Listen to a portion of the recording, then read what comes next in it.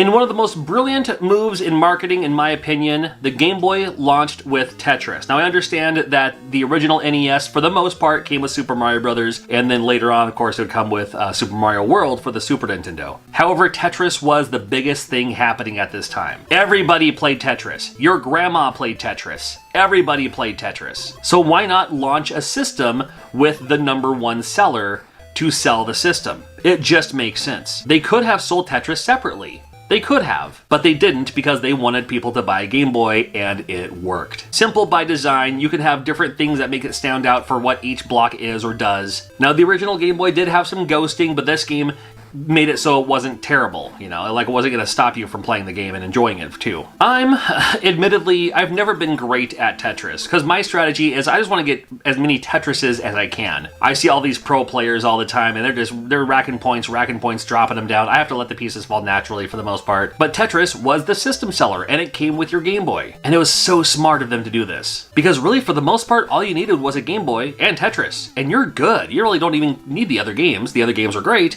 but it's really all you needed. I promise you, there are people who bought a Game Boy just for Tetris. They never bought anything else. They just needed it for Tetris. I don't blame them. There couldn't have been a better pack-in or launch title, in my opinion, in 1989 than Tetris. Now we have to talk about Super Mario Land because it was so different than the other Mario games for the time. It was like someone played Super Mario Bros. 10 years ago, and then they told them to recreate it just based on memory alone. I mean, it plays like a Mario game. There's these enemies you can jump on. The mushrooms make you grow bigger. They have a power-up item, which isn't really throwing fireballs. They just kind of throw this ball at a 45-degree angle. The jumping feels a little different. Some of the enemies are kind of the same. Hey, some of the enemies you haven't seen in a while, like the Fireflies making a return since Mario Bros. And there's kind of an Egyptian theme throughout this game. There's sphinxes, there's hieroglyphics on the walls and stuff like that. The music has kind of an Egyptian vibe to it. Instead of the princess or Princess Peach, you're rescuing Daisy, so introducing a new lady character to the Mario lineup. But this game still feels different overall than like a Mario Brothers or a Mario 2. If you have a child with autism like I do, you might be familiar with the story of Holland. You can look it up online, but to summarize, the poem about Holland is you're planning a vacation to Italy, fast action, fast paced, you're gonna have a whole lot of fun, and when you land, you're in Holland. It wasn't what you asked for. It wasn't what you signed up for. You don't know how to deal with it. But the more you're there, the more you see its beauty. The more you see its different style, different atmosphere. It's not Italy, but it's not bad. It's a different style. It's a different pace. It's its own thing. And Super Mario Land is its own thing. And you shouldn't quite compare it to like a Super Mario Brothers. It's its own thing. And the more you play it, the more you'll find its own charm. The more you find its own beauty, the more you'll find its own thing. Super Mario Land provides a quick playthrough. There's only like 4 worlds in this one. And hey, you know what? Super Mario Brothers, Mario 2, not even Mario 3, had a shooting stage. It didn't have a shooter stage. I was like, yeah, I love it, because I love shooters, so perfect, I'll take it. Super Mario Land, a definite must-play. It was a launch title for the Game Boy, and I think Nintendo also knew, well, if you're going to buy a Game Boy, you're going to buy the Mario game. Make some extra money that way.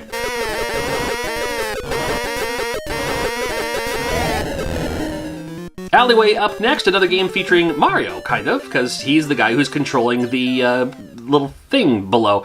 It's Breakout, it's Arkanoid, call it whatever you want to call it. It's another one of those style of games. Still fun though. I still like games like this today. Of course, the fun part is getting it to the top, like to the ceiling, so it's just, keeps on racking points, bouncing around, bouncing around, bouncing around. I don't think the ricochet is as accurate as it could be, because sometimes, depending on where the ball lands on your player, I suppose, it doesn't quite react or quite shoot the angle that you want it to. And sometimes it's kind of annoying to get that very last piece, But this game also does feature a couple of gameplay elements that maybe some of the other Breakout type games didn't have. Now, of course, unlike Arkanoid, you're not getting lasers and stuff like that, but it's still kind of a fun, chill game and a perfect Game Boy introduction style game for something like Alleyway. It's great. There's a Castlevania game on Game Boy, a new Castlevania game called Castlevania Adventure. I'm in. Now this was super awesome because it looks like Castlevania. It feels like Castlevania. It even has new music, its own soundtrack. And if you love the Castlevania soundtrack, especially as much as I did, you're like, oh man, awesome. New music from Castlevania. They're not even like revamping the old songs. Well, there might be later on, I don't know. And still, a little different from the other Castlevanias. Like, you do get your whip upgrades. That's a Castlevania tradition, right? You start out with your leather whip, and you get the chain whip. And then the next evolution from that is you get a whip that can actually kind of shoot a fireball or shoot a ball from its whip. Awesome. I love it. But until you take damage. And then Mario style, you lose an upgrade. Oh, then you have to find your upgrade again. Now, you do have a lifeline, just like the other Castlevania games, so you gotta love that. And even putting this game to that 4-color pixel vibe of what it can do for a Game Boy game, it worked out pretty well. Now, it's a little bit slower paced. It's a little bit slower moving than your traditional Castlevania games. That's not a bad thing. I never felt rushed playing this game. Castlevania isn't about rushing through the levels anyway. You're just making your way through. I mean, think about it. Like, whenever you go to the store, like if you're gonna walk down the street to the corner store, do you run? Probably not. You probably just mosey along, you walk, you stroll. Do you run down there? Well, I mean, that's up to you. And again, with the ghosting that this game had, the tracers, the little blur effects, if things are moving too fast, well, if you slow down a little bit, it doesn't show up so bad. So I like the fact that they had that for this game, for Castlevania Adventure. Castlevania Adventure was the final game released for the Game Boy in 1989, and then moving on to 1990, a bunch more releases, but we'll talk about those in a future video. Even has your classic style Castlevania boss fights too. I love it.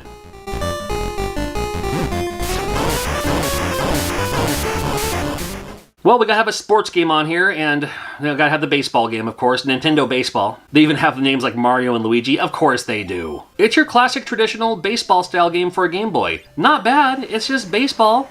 But it's just like, it's something else to play, something else fun to have. There are some people who prefer sports games. I mean, you could get, like sports games especially, they're basically an unlimited supply of gameplay value. You can just play whatever you want. So if you love your baseball games, and baseball video games are usually never terrible, I think they're okay, but, it's just another baseball game. Nintendo Baseball came out for the Game Boy, it was one of the launch titles, and yeah, why not? Check out some baseball while you're at it. And then with another sports game, we have tennis. Yeah, the Japanese must love tennis or something like that. Tennis, I mean, it's pretty big in the United States. Serena Williams, best of all time, you can't go wrong. But when it comes to sports games, like, you'd figure like a football game, or maybe like a basketball game. But no, we have baseball and we have tennis. A couple polite games for you. This tennis game isn't actually that bad either, because this tennis game, I can actually maneuver a little bit better. I seem to hit the ball a little bit better. Of course, I always like the games where I'm better at than not. If there's a sports game and I suck at it, I hate it. I don't want to have anything to do with it. But this tennis game, it's pretty good. And I mean, come on, it's tennis. You've seen tennis before, it's tennis. It's not bad. Working chronologically from the beginning of the year to the end of the year, we kicked off 1990 with Motocross Maniacs. This was a staple game for your Game Boy for sure. It reminded me of a 2D Excite Bike. Now you go off these ramps and everything, you gotta level yourself out. You can't go too far, too back, or anything like that. You might fall off. But the fun of it was you had these nitro boosts that would make you, so you could really fly off of these ramps or, do these little loop-de-loop things. It was just fun enough and simple enough for a Game Boy so you could see everything without, terrible ghosting or anything like that. If you had a Game Boy back then, you probably had this game. And even if you didn't and you're collecting Game Boy now, I still think it's a lot of fun. You should definitely check it out. I was such a big fan of Wizards and Warriors, and the Fortress of Fear was your handheld Wizards and Warriors for your Game Boy. Linear like Wizards and Warriors, however, it's a little less open world. I mean, although Wizards and Warriors was, level 1, level 2, level 3 in these worlds, this one's more side-scrolling. And the unfortunate thing with that is you will die falling off these platforms more than anything else in this game. Yeah, it makes it very frustrating, and, I mean, not as fun as the NES version, but it was still kind of cool to see that they had a Wizards and Warriors game for the Game Boy. It could have been better, but I would have been okay with just having Wizards and Warriors, the NES version, on the Game Boy. But hey, gotta give them props for trying something new. Because it's the law that every console needs to have a game like this, here's Boxxle for the Game Boy. And this one to me was the staple box pushing game. Every other game like this, it's like, oh, it's a Boxxle type game. I mean, the rules are simple enough. You gotta push the boxes onto those little dots, and that's how you can get past the level. Now, you can't pull these boxes, so you have to make sure when you put your boxes where they're supposed to go, they go in a certain way, so it doesn't, you can't push them up against the wall, but unless you're gonna slide them into a spot. Yeah, stuff like that. One of those kind of puzzle games that's super frustrating until you figure out how to do it. You're like, oh yeah, how come I didn't see that in the first place? Anyway, Boxxle's a staple.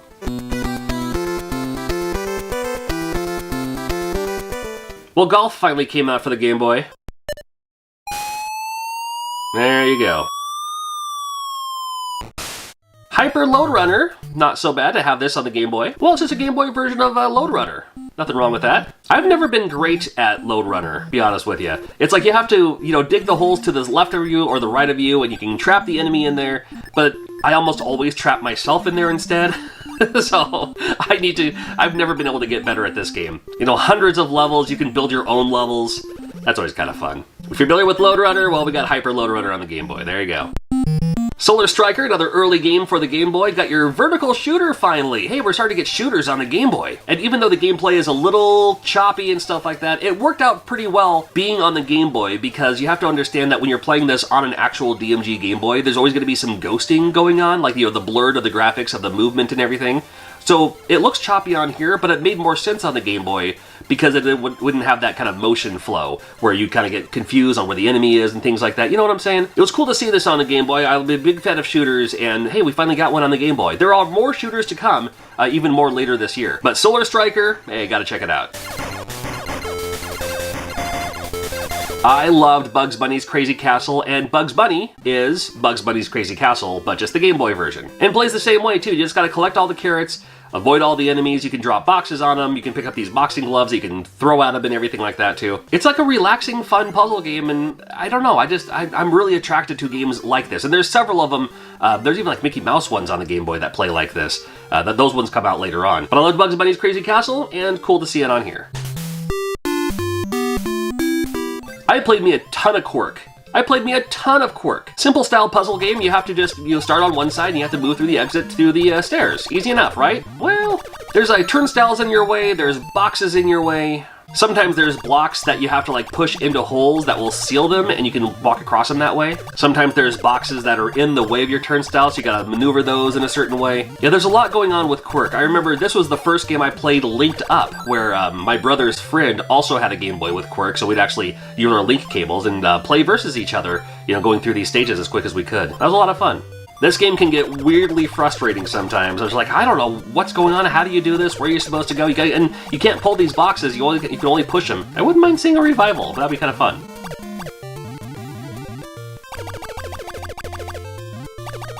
Revenge of the Gator is your video pinball. That's right, we got video pinball. I'm a big fan of video pinball, so I had to check this game out. And yeah, 3 stages, 3 floors, basically. 3 sections of a pinball table here. I mean, it's just video pinball. It's from HAL, and HAL generally makes pretty good games. You've heard of Kirby, I'm sure, Of course, if your ball goes all the way down, you don't get it back, it gets swallowed. But if you're looking for pinball, Revenge of the Gator may be worth your while. Boomer's Adventure in Asmic World. This was interesting because Boomer is that little pink dragon from Asmic, the mascot character for Asmic, but has never been in its own game, and now it's in its own game. Almost like it's trying to push it, like, hey, we're Asmic, and this is our character, and we're going to give our character a personality and a game and a storyline and stuff like that. I remember even back then thinking, nobody cares. No, it's okay to have a character mascot and everything, but you don't need to put him in its own game. However, the game is actually not bad. I'll be honest with you. I actually kind of enjoyed this game a little bit. I mean, you really just go around and, you unlock the keys and open the doors and stuff like that, too. Not really like Gauntlet-like. It's just more of like a maze crawler or something. I don't know how you describe this game. But it wasn't terrible, all right? So, but I just thought it was interesting that they would, force a mascot character into its own game. And, you know what? It's not terrible. This is called Fist of the Northstar, 10 Big Brawls for the King of Universe. Alright, that's quite a mouthful, right? As if Fist of the Northstar wasn't enough syllables to say in the first place. It is a 2D fighting game on the Game Boy featuring characters from Fist of the Northstar. And, I mean, it's I don't know, it's fine. You have a punch and a kick, and if you hold your punch button down, then you can throw your fireball, you can throw your special move, or whatever it is. I mean, it's just it's that. And you just have to, it's a 2D fighting game, but instead of doing like Street Fighter moves, you have to hold your punch button down, and when you let go and it's all charged up, you can throw your fireball. If you're collecting all the Fist of the Northstar games, there you go. I'm trying to help you out here. Flipful is an exciting cube game. Oh, is it? Well, let's find out. Well, this game also came out for the Famicom, now available on your Game Boy. It's not bad. It's interesting. It's a interesting puzzle game. You have your piece, and when you launch it, you have to launch it into a similar piece, but then you pick up the piece that's behind it, if that makes sense. And then you use that piece as well. And you have to keep going, but you have to use your strategy because you have to make sure that whatever piece you're getting next has an opening for you to claim one of the outside pieces. I think I may have just made it more confusing for you, and that's totally okay. It's an interesting game all the same. Hono Alien, I believe that's how you pronounce it. It was a game I remember seeing more, like the box art, the label, than actually seeing gameplay in and of itself. But when you actually play the game, it plays a lot like Crater Maze, if you ever played that for the TurboGrafx 16. Not really like a 3D load runner, however you have to dig these holes, and when the enemy goes in the holes, then you have to bury them. Yeah, you're digging shallow graves for your enemies in this game. You're just hoping that they fall in and do that too. Pretty fun game. I still come back to this one every once in a while, but yeah, that's all right.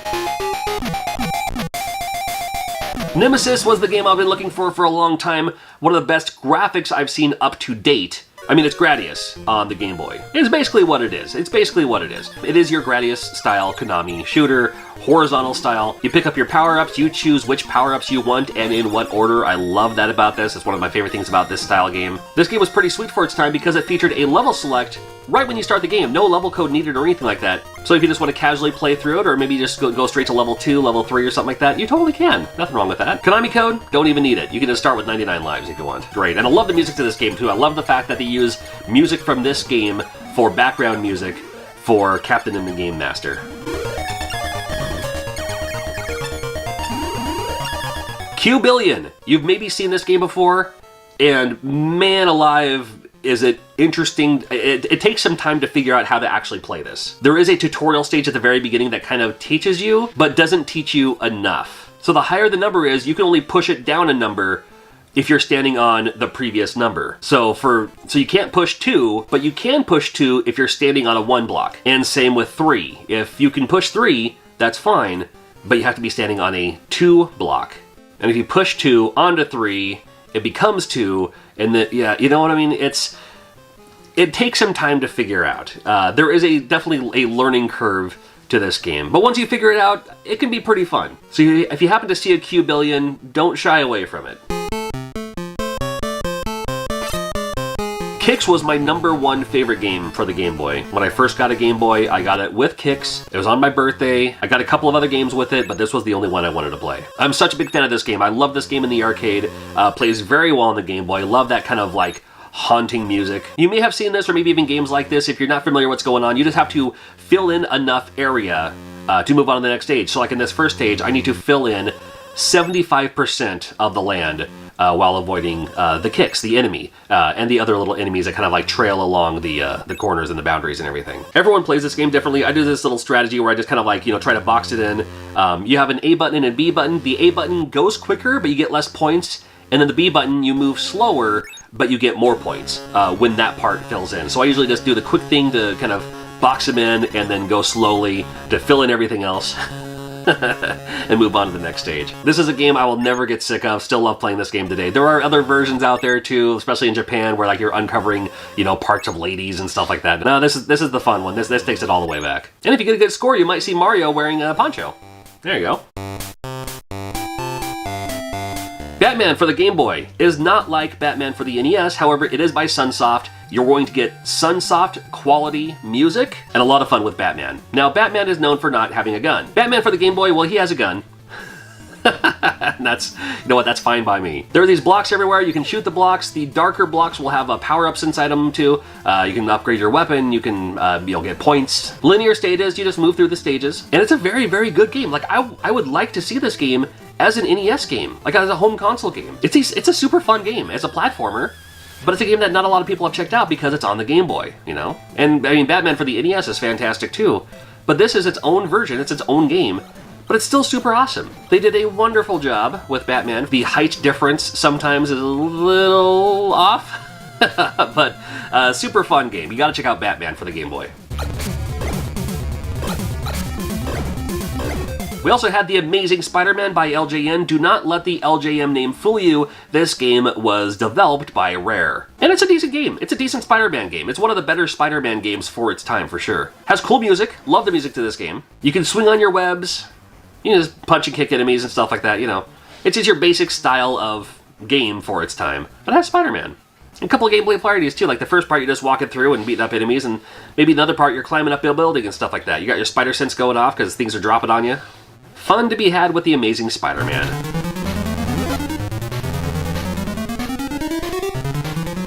Daedalus Opus was another super popular game, popular in the fact that I saw it everywhere. You've seen games like this. I mean, maybe you've seen these in the, the little puzzle sections of your, knick-knack store, stuff like that. It's a fun game. You don't have to put all the pieces in the spot. You can flip the pieces if it needs to fit. And then on the next stage, you might get an extra piece that you can use. And then you just fill in that and just go as far as you can. This is the perfect game for your mom. Well, we finally have Gargoyle's Quest, and this is the first one. Gargoyle's Quest 2 for the NES, then Demon's Crest for the Super Nintendo. It all started with Gargoyle's Quest, and this is a game, man, it came out at just the right time. I was actually jealous that this game was on Game Boy and not the NES. We did get Gargoyle's Quest 2 later, but I love the fact that it had the platforming elements, or you can glide a little bit, you can like flap your wings a little bit, but not forever. It still had that spooky kind of Ghosts and Goblins vibe, being that this is a Ghosts and Goblins spin-off. Had some nice bosses, but then it had an overworld part. And the overworld part was very cool. That was, what I liked about RPGs. What I didn't like was the turn-based battles. However, when you get into a fight in this one, it goes into a platforming fight, which is brilliant. I love that. But it still has the RPG element of like when you go into a town, you have to like talk to the townspeople and stuff like that too. I love Gargoyle's Quest, and definitely worth checking out. Penguin Wars came out, which I was like, oh, that's kind of cute. And I didn't realize it at the time, but this game came out years ago on the Famicom. And probably other computer consoles and stuff like that too. Not really like dodgeball, but you just have to get all your balls into their area. If you hit them, it'll kind of stun them so you can lob more stuff in their direction. It was interesting. Yeah, Penguin Wars, check it out. Double Dragon finally came out for the Game Boy, and this was the Double Dragon I've been looking for. Not the made for NES version with the level up system and you have to like earn your extra fight moves and stuff like that. No, this is just like the arcade version of Double Dragon, and I'm all for it. I mean, it's not one-to-one with the arcade. It's not perfect. It's not a perfect arcade translation, but it plays more like the arcade version. But it's still its own version. That makes sense? No? Okay, well, it's Double Dragon for the Game Boy. Hey, we finally got a Teenage Mutant Ninja Turtles game. This is Fall of the Foot Clan. This is the first of 3 that came out for the classic Game Boy. And this one played very well. It played like a platformer, which was perfect. I mean to say, it didn't play anything like the original NES version. It's perfect. You choose your favorite, Raphael in my case, and you just go through and just go through the stages. I mean, there's not much you can say. It's a platformer based on Teenage Mutant Ninja Turtles. A whole bunch of Foot Clan, a whole bunch of Mousers and stuff like that too. The bosses, well, you're gonna recognize the bosses as well. I mean, if you had a Game Boy back then, you had to have Teenage Mutant Ninja Turtles. It was the way to go. Cat Trap came out as well. This is another puzzle game from Asmik. And there's been a few games like this style of puzzle game. Hard to describe, kind of. It's like you can push the blocks into the place and you have to grab all the things. But you can't jump. So if you fall in a hole, you're done. Well, then there's some times where you have to like use other things to your advantage, where it's like, oh, a block fell in your way. Well, now you're done. You got to do all the stage over again. So you have to like plan your strategy on which items you're going to pick up, where you're going to pick them up, so you can go around and pick up something else. Cat Trap, interesting game for the Game Boy. A little bit more obscure, this is Cosmo Tank from Atlas. That's right, Atlas made a kind of overworld tank shooting game, which I thought was pretty interesting. And it's actually not so bad either. You roll around and it's like an adventure almost? I don't know, it's hard to describe. But you're this tank and you scroll through and you just have to keep going, and that's kind of cool. I thought it was really cool that you could go inside these caves and, tunnels and stuff like that, and it turns into like this little first-person type mode. Every once in a while you might find an enemy that you have to like, your cursor then all of a sudden becomes a turret and you can shoot the enemy out of the way. Cosmo Tank by Atlas, might be worth checking out. They made a skate or die game for the Game Boy called Bad and Rad. You gotta remember, this is during a time too when bad meant good. That's right. And rad, well, it meant radical. I don't know. Unlike the other skate or die games, this is a linear, stage-by-stage, side-scrolling, kind of platformer? I don't know. I guess I'd call it a platform because there are platforms you can jump on. But you can jump and you can duck, and that's kind of all there is to it here. It's a whole lot of don't fall in the holes. But it's a skateboarding game, so you gotta endorse all the skating games. Now, I about flipped when I saw Final Fantasy Legend came out for the Game Boy. It's like, Final Fantasy on a Game Boy? In your pocket? Wow. Okay, so, The first thing was you get to choose your character. You want to be a human? You want to be a mutant? What about a Red Bull? What about a werewolf? What about a zombie? Well, I'll choose Red Bull for this one. And looking at it, I was like, yeah, okay, this could be Final Fantasy. Sure, why not? I mean, it's role-playing. You take turn battle and everything. Now, at the time, of course, I didn't realize it was part of the Saga series. I thought it was like, oh, it's Final Fantasy. But, you know, props to them for saying, hey, you know what? If we call it Final Fantasy, it'll sell more copies. I'm sure it did. But I'm glad it did. I have no beef with that. It was just cool to have an RPG on the Game Boy like this, of this quality. Mercenary Force was a pretty fun game. It's basically a horizontal shooter, but you choose which of your mercenaries you would like to utilize, and each one has different ideas, different attacks, different modes of attack. And then as you're going through this, again, basically horizontal shooter, your other button can decide which direction they would like to go. Like which, like maybe you want them to flank left and right to you. Maybe you want them to have them line up. Different formations for you. Kind of an interesting game for its time. It reminded me like it could have been an early Famicom game, but still pretty fun. Got the very obscure Mr. Chin's Gourmet Paradise. This came out in 1990. It's not like Bubble Bobble, but it is that kind of single-screen arcade platformer like Bubble Bobble, only you have these bowls and you have to like capture these things, and then that takes care of other things. This is just an interesting, obscure, kind of weird game, and I'm all for it, man. Mr. Chin's Gourmet Paradise. Check it out. Balloon Kid came out. This came out for the Famicom as a Hello Kitty game. Cool that it came out here. Still fun, too. I mean, kind of a fun opening scene there. It's like a scrolling platformer.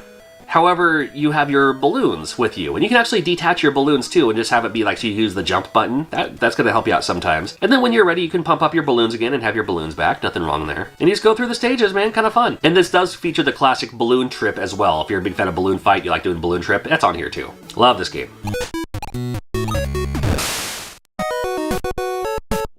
There's a game called Bubble Ghost. I thought this was kind of a fun puzzle game for the Game Boy. You're this ghost, and you have to blow the bubble through the exit. Well, easy enough, right? No, not so much. Fortunately, as a ghost, you can kind of like, 360 around the bubble to depend on which direction you want to blow the bubble. But anything wants to pop this bubble. The walls, the candles, the heat, the spikes, everything. So you got to keep blowing it in different directions, depending on where you are adjacent to the bubble.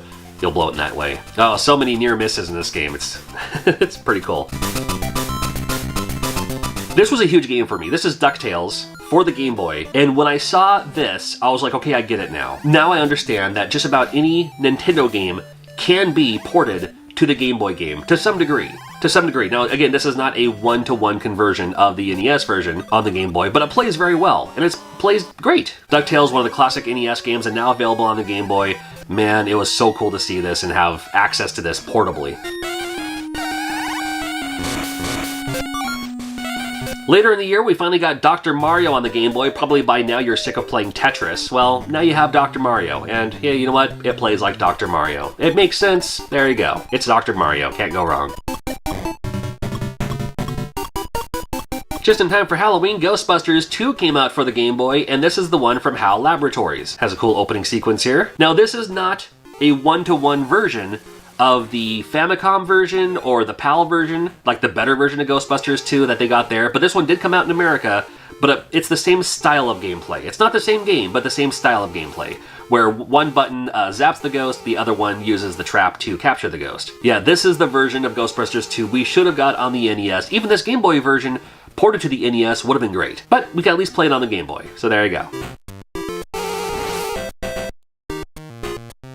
Finally got a wrestling game in HAL Wrestling from HAL Laboratories. It's one of those wrestling games that features Great Harvest versions of popular wrestlers. Ricky Choshu, Stan Hansen, Bruiser Brody, Jushin Liger, Vader, so much more. And for a Game Boy game, you know what? It actually plays like a pretty decent wrestling game. I played this one quite a bit back in the day. Quirk was an interesting shooting puzzle game from Konami. It came out for the Famicom and never came out for the NES. Thinking back, man, it would have been cool if this came out for the NES. But as the pieces move towards you, you have to shoot your own blocks to make them to make them squares or rectangles. And you can kind of see by the gameplay what's going on here. So as soon as it creates like a perfect square or a perfect rectangle, it'll disappear. And the more that these things come down, the more they're going to keep coming down. Now, you can move them along yourself quicker if you'd like. That's nothing wrong with that. But this game gets pretty crazy where like you over-assume or you over-assumptionate and you end up shooting too many blocks. You got to even out the other side and everything. It gets pretty crazy after a while. Love this game. RoboCop, uh-oh, from Ocean. Well, I mean, at least it's RoboCop, and it's not terrible. I mean, it could have been better, but yeah, there was a RoboCop game for the Game Boy that came out late in the year of 1990. Oh man, are you kidding me? Gremlins 2, the new batch? Awesome graphics. It features awesome platforming action from Sunsoft. Battle Bull is a game from Seta on this one. This one came out early in the year, and I kind of like this one. It reminds me a little bit of a tank version of Pengo, kind of, where you're the slow-moving tank that you gotta push these blocks into the other enemies. That's how you defeat them. And in the very beginning, you might move a little bit too slow. No worries at all, though. With the money you collect, you can use that to buy upgrades. And with those upgrades, maybe you can do better. Or maybe not. Anyway, still a fun game. Dragon's Lair The Legend. I was really excited to play this. I mean, there's a Dragon's Lair platformer game now for the Game Boy. Now, I understand they're not going to do, like, the Dragon's Lair, you know, animated Don Bluth style game for Game Boy. Give what is it, Dirk Daring his own little adventure here in a platforming style game. Not the easiest to control, not the easiest platformer to manage, but it was still a fun idea to see. Never mind the game itself. I was like, oh, cool, they can do, you know, this game could have been anything. It didn't have to be Dragon's Lair, but it could have been anything. But, you know, gonna capitalize on the Dragon's Lair game name, something. Anyway. Gremlins 2, did you ever play this for the NES? Loved the NES version. This Game Boy version, completely different. However, it's still a really good game. These are the kind of platformers I like to see on the classic Game Boy. Now, you still play as Gizmo here, and you got your little different weapons for different stages. Different, like, kind of items you can use along the way, too. But it is a classic Nintendo-style platformer, and I hope that makes sense to you when I say a classic Nintendo-style platformer. It just has the items and upgrades, it has the enemies in the way, the obstacles, there's going to be bosses at the end of the stages as well. It's the perfect style of game. These were my favorite types of games to play on the NES, now available on Game Boy. I would have liked to have seen this on the NES as well. Now, the NES version we did get was excellent, but this is good too. Kung Fu Master from Ireme. You know this game as Kung Fu, the black box title for the NES, but Kung Fu Master for the Game Boy, well, it's kind of the same thing, but it puts you in the streets instead of like the pagoda temple, you know, place to fight off these enemies. But still, same idea. You got your punch, you got your kick. The enemies just kind of come up and just hug you. They hug you to death. How do you feel about that, huh? Kung Fu Master. Pretty decent game. You know what, the Game Boy version was actually kind of fun to play, kind of fun to look at. It also has the bosses at the end of each stage too. You've got that familiarity with the NES, and you're like, oh, it's NES on the go with the classic Game Boy, and I recognize this style of game. I loved Kung Fu back in the day. Good to play Kung Fu Master on the Game Boy. Operation C. Now, this is the Game Boy version of Contra. Now, if you play this game today, if you play this game on a collection, which they have that Contra collection, you might play this game through an emulator or Mister or something like that, and you're like, man, you move pretty slow in this game. You gotta remember, when the classic Game Boy was out with the 4 shades of green, right? The ghosting was not great. And Konami knew that and had the insight and foresight enough to make a great platformer, a great action game, in this case a run and gun game.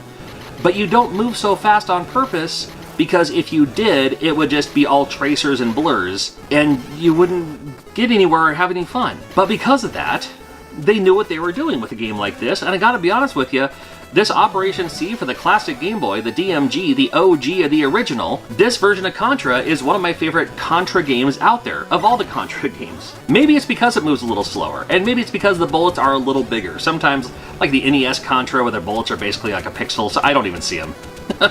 My eyesight's never been great, but still. No, it's good old Contra. And I know, yeah, sure, it's like, oh, Contra is all about the 2-player experience. Well, maybe, but, I played most of my games, single player anyway.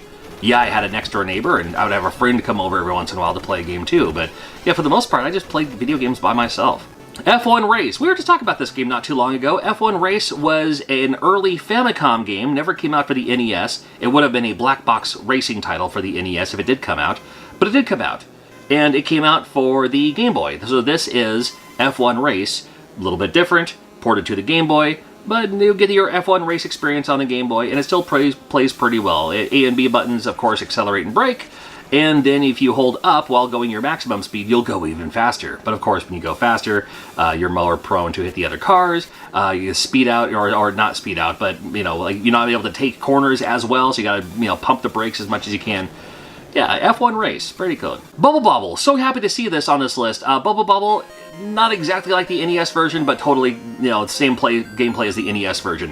Again, 1991, you gotta remember that to me, the pinnacle years, the golden years, if you will, for the NES was 1989 and 1990. 1991 rolls around, the Genesis is, red hot, TurboGrafx 16 exists, and they're gearing up for the Super Nintendo. But I was still all about the NES at the time too. I liked the other systems too, but NES was always my favorite. So fun to see some of these classic NES games also come to the Game Boy in their own style, in their own fashion. Still playable, still fun, I still get it, but playable on the go. And Bubble Bobble, another one of those ideas where it's like, yep, it's Bubble Bobble, but again with its own little twist to make it just a little bit more interesting, a little more unique. Just like Burger Time Deluxe. True story, the very first NES game I ever played was Burger Time at a kiosk when the Nintendo was just on sale early 1986 at our Yakima Mall. So I always have I played it in the arcade too before that, of course. But I'll always have a lot of fondness for Burger Time, and Burger Time Deluxe, very, very good. It's just more of the Burger Time classic feel. Love me some Burger Time, but with that Game Boy draw, if that makes sense. I do love me some Burger Time, and it plays like Burger Time. This is exactly what you want in a game. Radar Mission came out in 1991 for the classic Game Boy. Don't make any qualms about it. It is just Battleship. But in a good way. I do like Battleship a lot. It's fun to play on the go. It's one of those pick up and play games. I'll play a level or two and I'll be good. You put your boats down, or they'll also align the boats for you if you don't even want to deal with that. Just jump straight into a match. And you drop the bombs, and they drop them on you as well. And if you're close, what I like about this versus Battleship, what I like about this is if you are one square away from a hit, it'll give an alarm sound. It's like, well, you didn't hit them, but there's one either just north, south, east, or west of you. So you can kind of zone in and tune in on that one. Radar Mission, it's one I really, really like. All right, started to get the WWF games at the time, and here's WWF Superstars, which only features a few characters, not too many of them, only a few wrestlers on this one. Came out, that's actually pretty good graphics for a Game Boy game, from Rare, and it was around the same time as the WWF WrestleMania Challenge, so it has that same song in it, and kind of the same gameplay too, where it's like, it's more of a fighting game than a wrestling game. Like, there's body slams and stuff like that, sure. But best they could do. I would have rather have seen these. I would have much rather have seen these games on the NES than like the WrestleMania we got on the NES. These ones are actually kind of semi-playable. Atomic Punk came out from a Hudson Soft, and again, never mind what it's called, it's Bomberman. But the cool thing about this Bomberman is when you start playing it, you don't have to bomb the walls and stuff to get your upgrades. You choose which upgrades you want. How much of an explosion do you want? How many bombs do you want to drop? I mean, more often than not, if you're like me, and maybe you're not, I die more in Bomberman by my own bombs than anything else. And that includes when I'm playing multiplayer. But totally decent game. You kill all the enemies, and then you have to bomb your way around these blocks and everything to find out where the exit is. And once you find it, you can go through the exit and move on to the next stage. It's called Atomic Punk. It's Bomberman. David Crane's A Boy and His Blob in The Rescue of Princess Blobette might be the longest title for any Game Boy game. Yes, it is the sequel to A Boy and His Blob on the NES. You want to play the sequel? Well, it didn't come out for the NES. It came out for the Game Boy. That's how they get you. More of the same. You have your blob, you feed them the jelly beans. The different jelly beans act as different tools or items to help you progress through this giant maze where you don't really know you're going, you just have to explore. And that's what I really liked about A Boy and His Blob at first, was yes, now I can go through A Boy and His Blob and beat it in, without doing the glitch hack thing. I can beat it in like half an hour, whatever it takes. But before I could do all that, I just spent so much time just exploring these giant areas. This game as well features a few new flavors, which features a few new items to help you in your quest on this one. Pretty fun. Oh, here's a game that no one really talks about. Mickey's Chase, or Mickey's Dangerous Chase. It is another Mickey Mouse platforming adventure for the Game Boy. That's a game that not a lot of people have played. It's Capcom and came out around the same time as Chip 'n Dale's Rescue Rangers, so it has that mechanic, where your weapon is you pick up these blocks and boxes and chuck them at enemies. It works out pretty well. Works out pretty well for the most part in this game. I like how the one of the enemies is the weasels from Who Framed Roger Rabbit. That's all it is. It's just another platforming game starring Mickey Mouse where you use these blocks as your primary weapon. And I love it, and it's a platformer, it's a game on the Game Boy that not a lot of people talk about. Again, because maybe it's on the Game Boy, and maybe because other people were playing different games on Game Boy, I don't know. I mean, there are a lot of great games that came out in 1991, so it could have just been skipped over. But I'm here to tell you, if it's Capcom and if it's Mickey Mouse, it's gonna be a decent game. It's gonna be worth checking out. R-Type came out, man, listen, I loved me some R-Type. I played it in the arcade. Was sad that it never came out for the NES. It came out for Master System of all things. And of course, the TurboGrafx 16 version is pinnacle. But this game's fantastic. The one for the Game Boy plays just fine. Plays just like a good R-Type game. It has the music and everything. You know, it's the arcade version of R-Type on the Game Boy. This is the second Skate or Die game now. Skate or Die Tour de Trash. The first Skate or Die game was a little bit more of a platformer. This one's going back to its roots. This one's all half-pipe here. Skate or Die. Interesting enough, the other ones were from like Konami and stuff. This one's more Electronic Arts, wherever that came about. But got this half-pipe with this little mini ramp in the middle. Sneaky Snakes looks a little bit like Snake Rattle and Roll, does it? Well, guess what?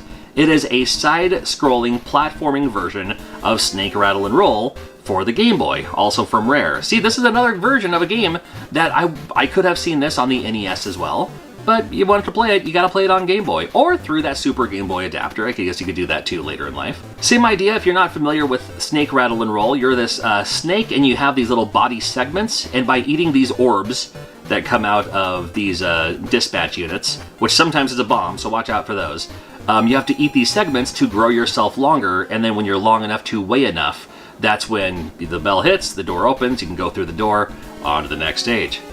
Sneaky Snakes for the Game Boy is one you might want to check out, especially if you loved Snake Rattle and Roll like I did. Spud's Adventure, don't pretend that you even played this game back in the day, because I didn't even play this game back in the day. Spud's Adventure, I saw this game, and I was just like, so you play as a tater tot, and there's tater tot walls, which is also kind of creepy if you think about it. That's like walking through the catacombs of Paris or whatever, where there's skulls and bodies everywhere that line up the walls.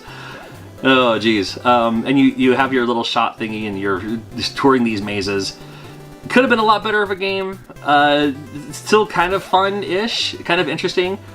But if you happen to find it at a yard sale for cheap, if you happen to find it at like a thrift store and they don't really know what they have and all the games are priced at a certain point, you might want to pick it up.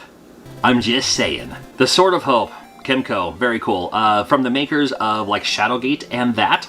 You get great music and everything. It even looks a little bit like Shadowgate. The screen scrolls and stuff like that like Shadowgate. But it's an RPG. You actually have battle segments. You actually have parts where you have to fight enemies in this game in a turn-based JRPG fighting style. And then the rest of it, the exploration and all that, is like Shadowgate. Battle Unit Zeoth, I want to add this for a couple reasons. A, yes, it came out in 1991, but B, it was a game I had. It was a game I actually, used to play a little bit. You're just this giant flying robot shooting everywhere. You can also go on the ground and, shoot too. But, it was just another one of those games. It's like, oh, yeah, flying around and shoot stuff as a giant robot. You can do that. Pick up your items and upgrades too to make your shots work better.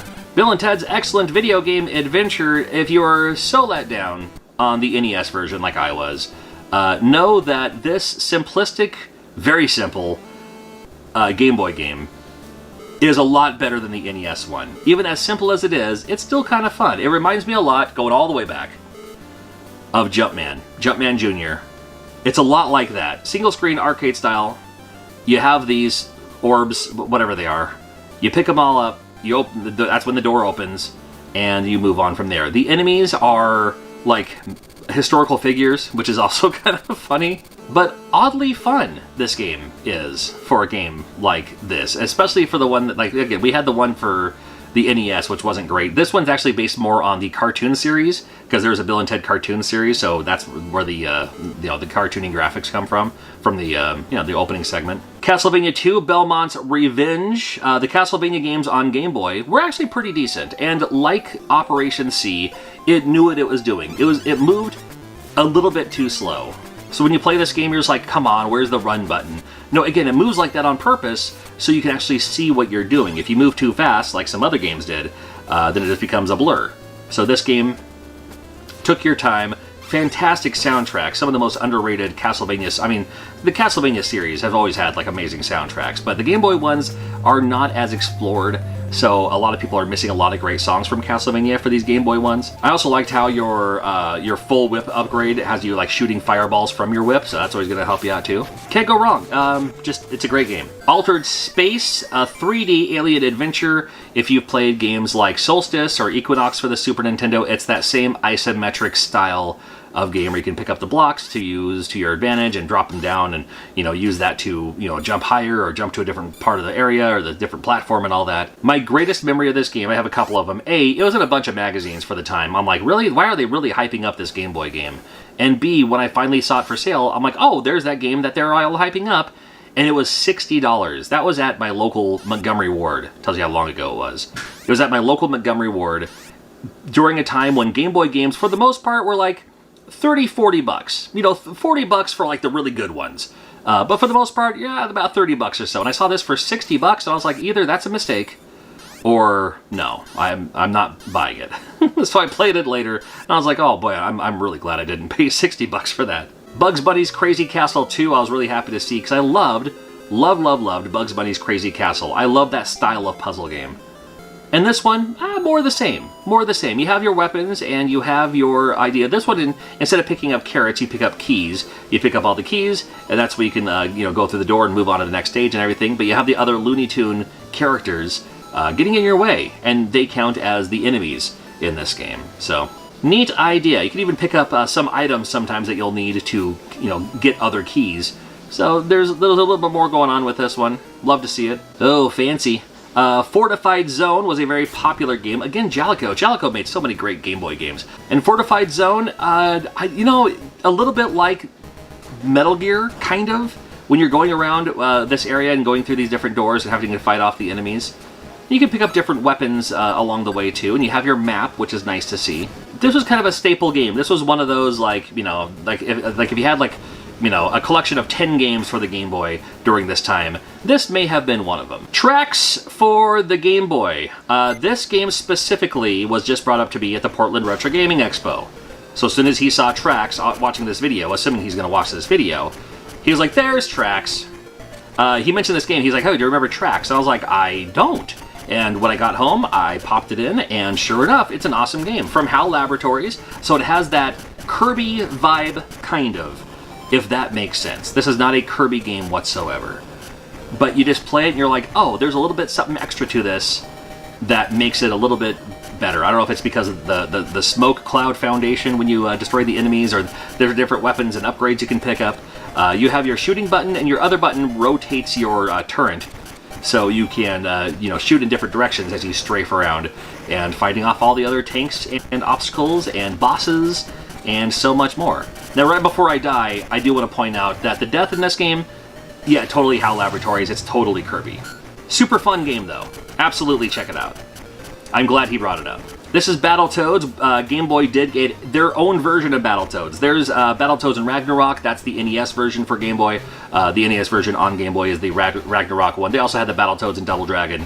But this version of Battletoads is its own storyline, its own thing for Battletoads. So if you loved Battletoads, but you never played this classic one on the Game Boy, this is one you're missing out on. It's one of the first ones. And, yeah, if you like Battletoads, it's alright. There was a couple Final Fantasy games that were released in the same month, maybe even the same day. Maybe even the same day. The first being Final Fantasy Adventure. This was a game I was so looking forward to. This game plays like the Secret of Mana. It's part of the Mana series, the Seiken Densetsu, what's it called? But this game came out before Secret of Mana, although they talk about Mana a whole lot in this game. But if you like Secret of Mana and you're just now exploring Game Boy, I think you're going to like this game. It plays that same style where you can slash your sword or swing your sword, and the longer you don't swing it, the more powerful your attack will be. You know what I mean? You build up that little meter there and just go from there. But then as you're fighting these other enemies, super cute enemies in this game too. I can't ignore it. I can't decline it. I mean, this one's, again, straight from Secret of Mana. I think you're going to have a fun time with this one. I'd love to see it. And then we also had Final Fantasy Legend 2. The first one already came out. Here's Final Fantasy Legend 2. You get to choose who you want to play as. Not just who, but what. Humans, mutants, robot. I'm going to play as the slime this time. Alright, come on, campfire cooking. You choose your party, choose your battle. Yeah, I'm gonna play as a slime in this game. How fun is that? And then along the way, then it just turns into a, an RPG-style game. But still, how cool. See, I loved it most when they would release Nintendo-styled, Nintendo property type stuff that I was familiar with for the Game Boy. And to no exception, Kid Icarus of Myths and Monsters came out, and boy oh boy, it's a new Kid Icarus. This is the Kid Icarus 2 I've been praying for the NES, that we never got. Kid Icarus, to me, may as well have been a launch title. It was so early in its development and classic and whatever, you know, by the time I got an NES anyway. And I loved Kid Icarus, and I was hoping for a sequel. We never got one until the Game Boy version, and this Game Boy version is exactly what I wanted. Just more of the same, improve it a little bit. You know, you find more health in this game, fortunately, where the first one, not so much. But this game, more enemies drop health, so makes it not nearly as impossibly hard. If you've ever played Kid Icarus without a guide or manual or anything like that, it's a pretty rough experience. It's doable, but man, it's tough. Same with Metroid 2. This is another game, again, just like Kid Icarus, Metroid to me may as well have been a launch title. Because Metroid was always there when I was first discovering NES stuff. And loved Metroid. And the fact that we have a sequel now, and a lot of people love this sequel, I have no reason why not. Super underrated. A lot of people just went straight from Metroid to Super Metroid. I don't blame you, and that's fantastic. But this one here ties everything together. You saw a bit of this game, like screenshots of this game, playing the first part of Super Metroid, where it talks about where you found like the baby Metroid and it imprints on you, whatever the case is. Yeah, it's out there. Please play this game. It's a very good Metroid game. Who Framed Roger Rabbit? This is not the LJN Roger Rabbit. This is the Capcom Roger Rabbit. Who Framed Roger Rabbit? So with this game, you're going to get some more cartoony graphics, and you're going to get the fact that you play as Roger Rabbit, not play as Eddie Valiant, where Roger Rabbit's is kind of like haphazardly behind you at all times. But kind of a fun story. You have to go around. It's a lot more talking to people than like fighting enemies and stuff like that. A lot more exploring. You can go through this whole game not very fast. I mean, this game's it's not a long out, drawn out experience, but still fun to check out. Dick Tracy was another one of those games from Bandai. Dick Tracy was another one of those NES games I really liked, and this one's more just the side-scrolling punching beat-em-up style of a Dick Tracy game, where you can go up the ladders and you punch the guys, and you can find a gun, you can shoot them too. I never read the comics or anything like that. The only thing I knew about Dick Tracy was the movie. That was about all, and the fact that it used to be a comic, and the video game. And this one's decent. Faceball 2000, this was a game I was really excited to play. Now, I mostly played this on the Super Nintendo, but came out first for the Game Boy. And I was like, oh, that looks interesting for a Game Boy game. And the fact that you can do like 3D maze, the fact that you can do like 3D elements on a Game Boy, which leads me to believe that this game could have come out for the NES, looking like this, and the Super Nintendo version is, you know, it is my personal favorite.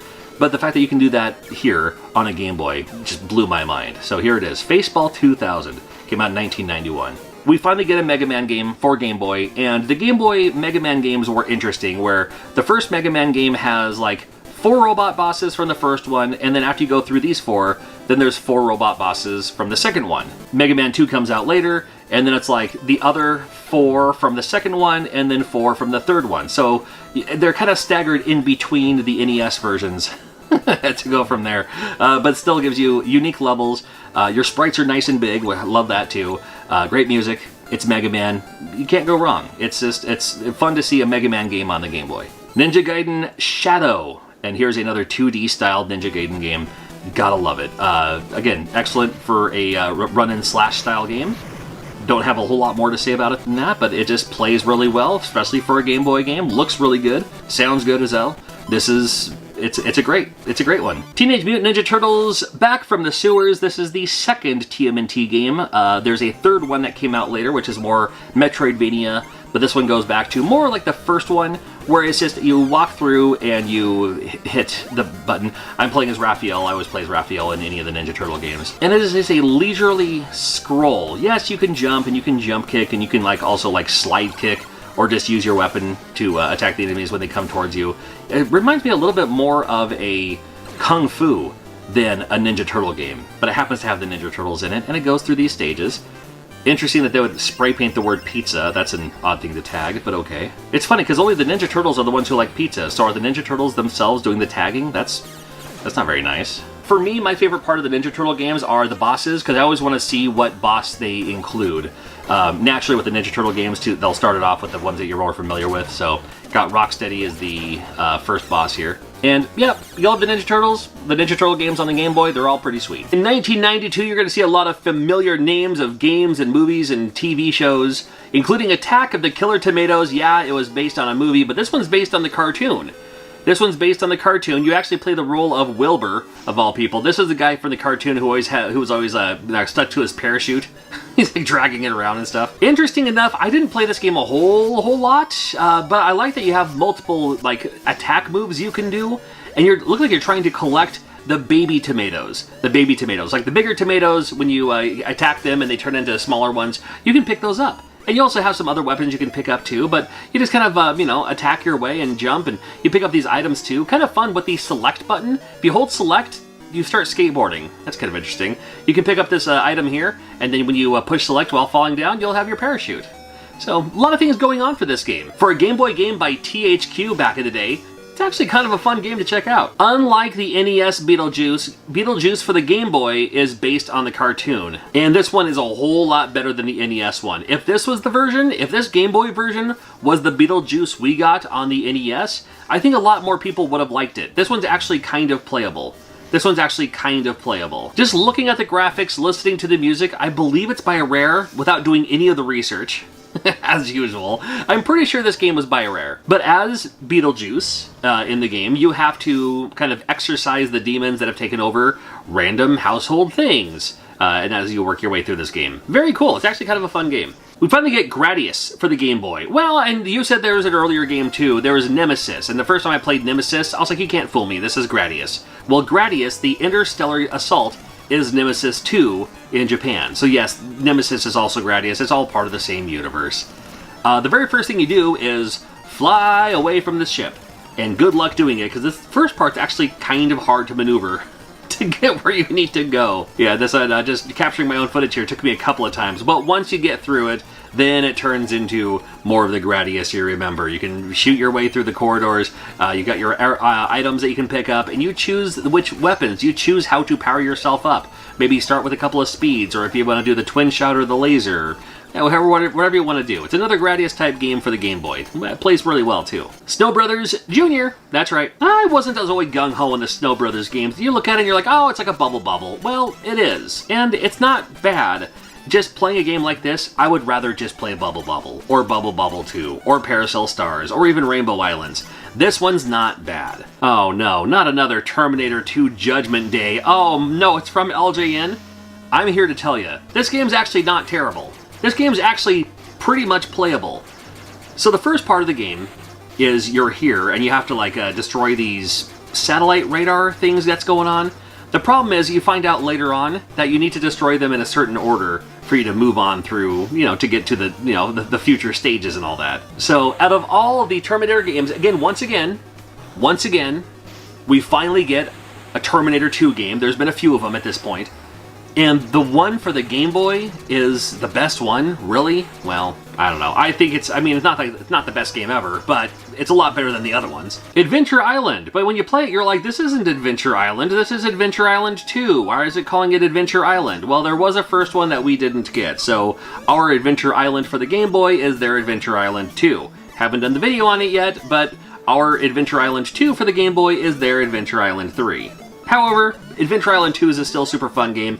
Never mind that it's just called Adventure Island or whatever. You'll figure it out when you play it. And it's super cool. Oh, how's this for an opening cinematic here? Not a whole lot of Game Boy games have little openings like this.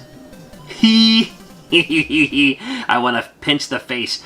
This is Blaster Master Boy. Blaster Master Boy. Well, it's just kind of like the overhead corridor part of Blaster Master with a lot more Bomberman, or maybe even Bomber King. What was that one game called? What was that? Robo Warrior, that's what I'm thinking of.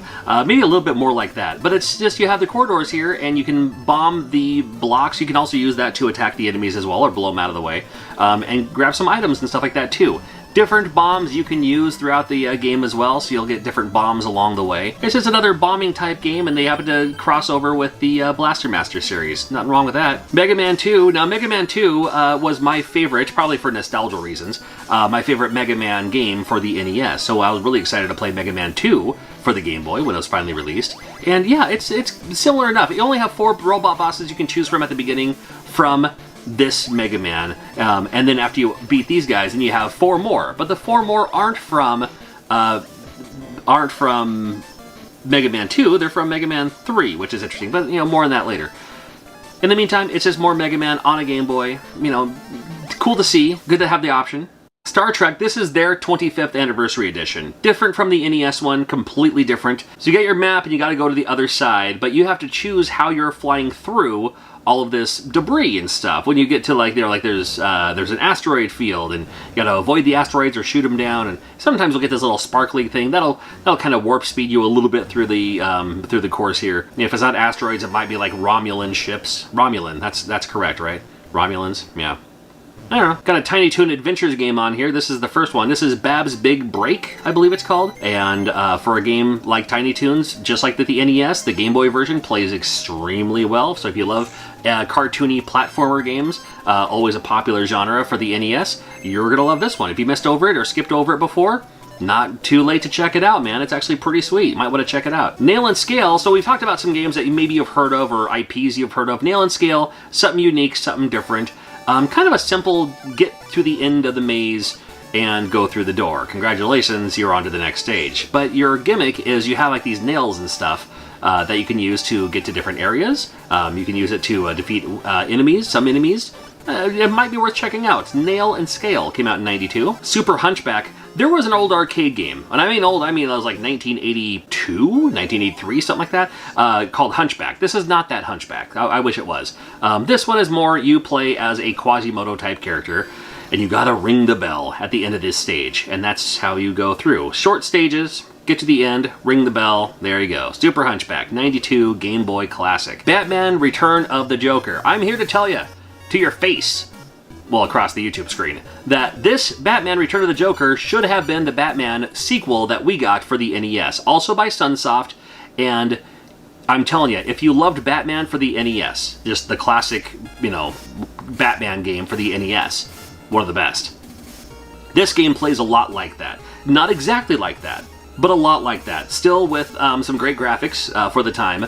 You can still do the triangle jump thingy, and if you tap up, you got your grappling hook, which is super sweet, and that's going to save you in a pinch a lot of the time. There are other items you can pick up. You can pick up, batarangs and stuff like that too. But if you haven't played it yet, and you loved Batman for the NES, Batman Return of the Joker, I get that wrong every time. Batman Return of the Joker is definitely worth checking out. Man, I wish we would have had this for the NES. I think a lot of people would have loved it. You ever play Night Quest? Well, on the Game Boy, you kind of had to look long and hard. Stop. You have to look long and hard for RPG-style games. You'd figure that there would have been more for the Game Boy, but maybe because the batteries didn't last as long, I don't know. But this is a turn-based RPG. When you make your way through, you can see the... I like it when any game that you can see the enemies on the ground, so you can try to avoid them or attack them. And then once you do attack them, then it goes to that kind of turn-based style of an RPG, and that's what you're going to get with Night Quest for the Game Boy. Spanky's Quest, you know what's funny? I know it looks like a kid's game, but it's one of my favorite Super Nintendo games. It really is. And Spanky's Quest on the Game Boy plays very similarly. It's not exactly the same.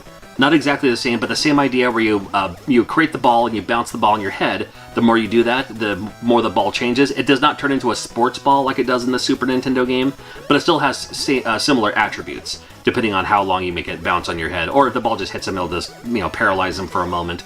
I do like Spanky's Quest. I like kind of like these action puzzle games like this. Wave Race. Now, this is true. Like 4 years before Wave Race 64, which was the first Wave Race game I think most people played, was on Nintendo 64. Nintendo did make Wave Race. This was the first Wave Race in '92 on the Game Boy, and it plays. You know what's funny for mechanics, as far as like gameplay mechanics go? It's supposed to be not the greatest controls because you're in the water. And they did a good job of doing that, going through these laps as a water racing game, if that makes sense. So, very cool to see, especially even back then. '92 is the birth in the US for Kirby. We have Kirby's Dream Land, the first of what's going to become several of the Kirby games so early that you cannot absorb their powers yet. That didn't come until Kirby's Adventure. So in the meantime, You can play this game. You can swallow them and then just shoot them out, and that's your weapon. But you can't, like, you know, swallow them and then absorb their power. That didn't exist in this game yet. But a lot of the other Kirby staples, like the music, like the stars, like a lot of the sound effects, are still the same in this very, very first one. So it's still a super fun game and definitely worth checking out. We have WWF Superstars 2. We covered Superstars in the last one. The other one was based more on like WrestleMania Challenge. This one's based more on Steel Cage Challenge. Got 6 wrestlers you can choose from the time. I'll go ahead and do a Steel Cage, and I will be the Mountie, just because. I miss my friends in Canada. Can't wait to return. And it plays like that style. Not the best wrestling game, but at the time, as a WWF fan, you just played all the WWF games you could. You just had to. Dig Dug came out. I talked about this recently, where Dig Dug is fantastic, one of my favorite arcade games of all time, but grab the classic Game Boy version because there is new Dig Dug. And yeah, you can play the classic arcade game too, but new Dig Dug is Dig Dug Plus. You know, it's an extra version of Dig Dug. This is the Dig Dug 2 we should have got instead of the other Dig Dug 2, although I do like the other Dig Dug 2 as well. This one, you still have the digging underground part, you have the enemies in your way and everything, but instead of just killing all the enemies to move on to the next stage, you have to pick up the keys. And then when you get all 3 keys, the door opens up, and that's what makes you move on to the next stage. Dig Dug, it's just called Dig Dug for the Game Boy, but in Dig Dug is new Dig Dug. So check out Dig Dug for the Game Boy, you'll find this game. Toxic Crusaders, you cannot go wrong with anything Trauma. Toxic Crusaders, this one, like Attack of the Killer Tomatoes, based on the cartoon. And it was a fun cartoon. I didn't watch a lot of it, but I liked it okay. Major Disaster here, sounds good to me. And it's just a basic kind of like run and gun and style game here. Classic Game Boy style game here. Toxic Crusaders, sure. We had Bionic Commando, that came out in 1992. The original Bionic Commando for the NES. Again, the NES version is different from the arcade version. However, this Game Boy version is similar to the NES version. It's as if you took the NES version, tightened the controls, because the person or the team who did the Capcom arcade ports to NES, let's be honest, weren't that great. I mean, we all played them and they were fine for what they were, but they were a little clunky. This game really just fine-tuned the controls, made the graphics better.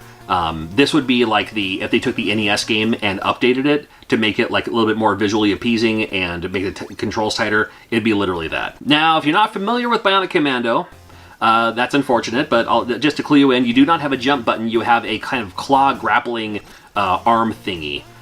And that's how you move around. You can move up platforms, you can swing across things. It's going to save you more than once when you start falling into a bottomless pit. You can try to grab onto a light post or something. I've done that a couple of times. I do like Bionic Commando, and it plays great for the Game Boy. Simply called Looney Tunes, another great game by Sunsoft. Sunsoft, not only were they one of the great companies for the NES, but they made some amazing games for Game Boy. So if it says Sunsoft, it might be worth checking out. And this game plays a lot like that Tiny Toons game that we just saw a little bit ago. Great platformer, has a lot of your favorite characters in this game. Different levels with different players or different characters, and it's just simply called Looney Tunes. You wouldn't think it. You'd see it, be like, oh, that's okay, Bugs Bunny game, something like that. Yeah, but it's a great platformer. Don't skip on this. Remember Mr. Do? My goodness. Well, Mr. Do came out for the Game Boy here, and it says start, and there's also a remix. You're like, oh, remix mode. It's just the options. Don't worry about the remix part. If you're not familiar with Mr. Do, a little bit like Dig Dug. A little bit like Dig Dug, but you have to pick up all the cherries, but the cherries are in groups of 8. So you just grab all of those, but you also kill the enemies. You have this kind of ball that kind of shoots around, in the little hallways and tunnels that you make as you're digging around. I like Mr. Do, and happy to see it on the Game Boy. They did make Star Wars. We had Star Wars for the NES. They also came out for Star Wars for the Game Boy. It's basically the same game. It's not great, but it happened in 92. What did happen in 92, however, is Super Mario Land 2, 6 Golden Coins. I'm here to tell you, this game's one of my favorite Mario games. Not just on the Game Boy. One of my favorite Mario games of every Mario game ever made. It's that good in its own right, for sure. I just think it's a lot of fun. I like the fact, and there's going to be some similarities, of course, with other Mario games.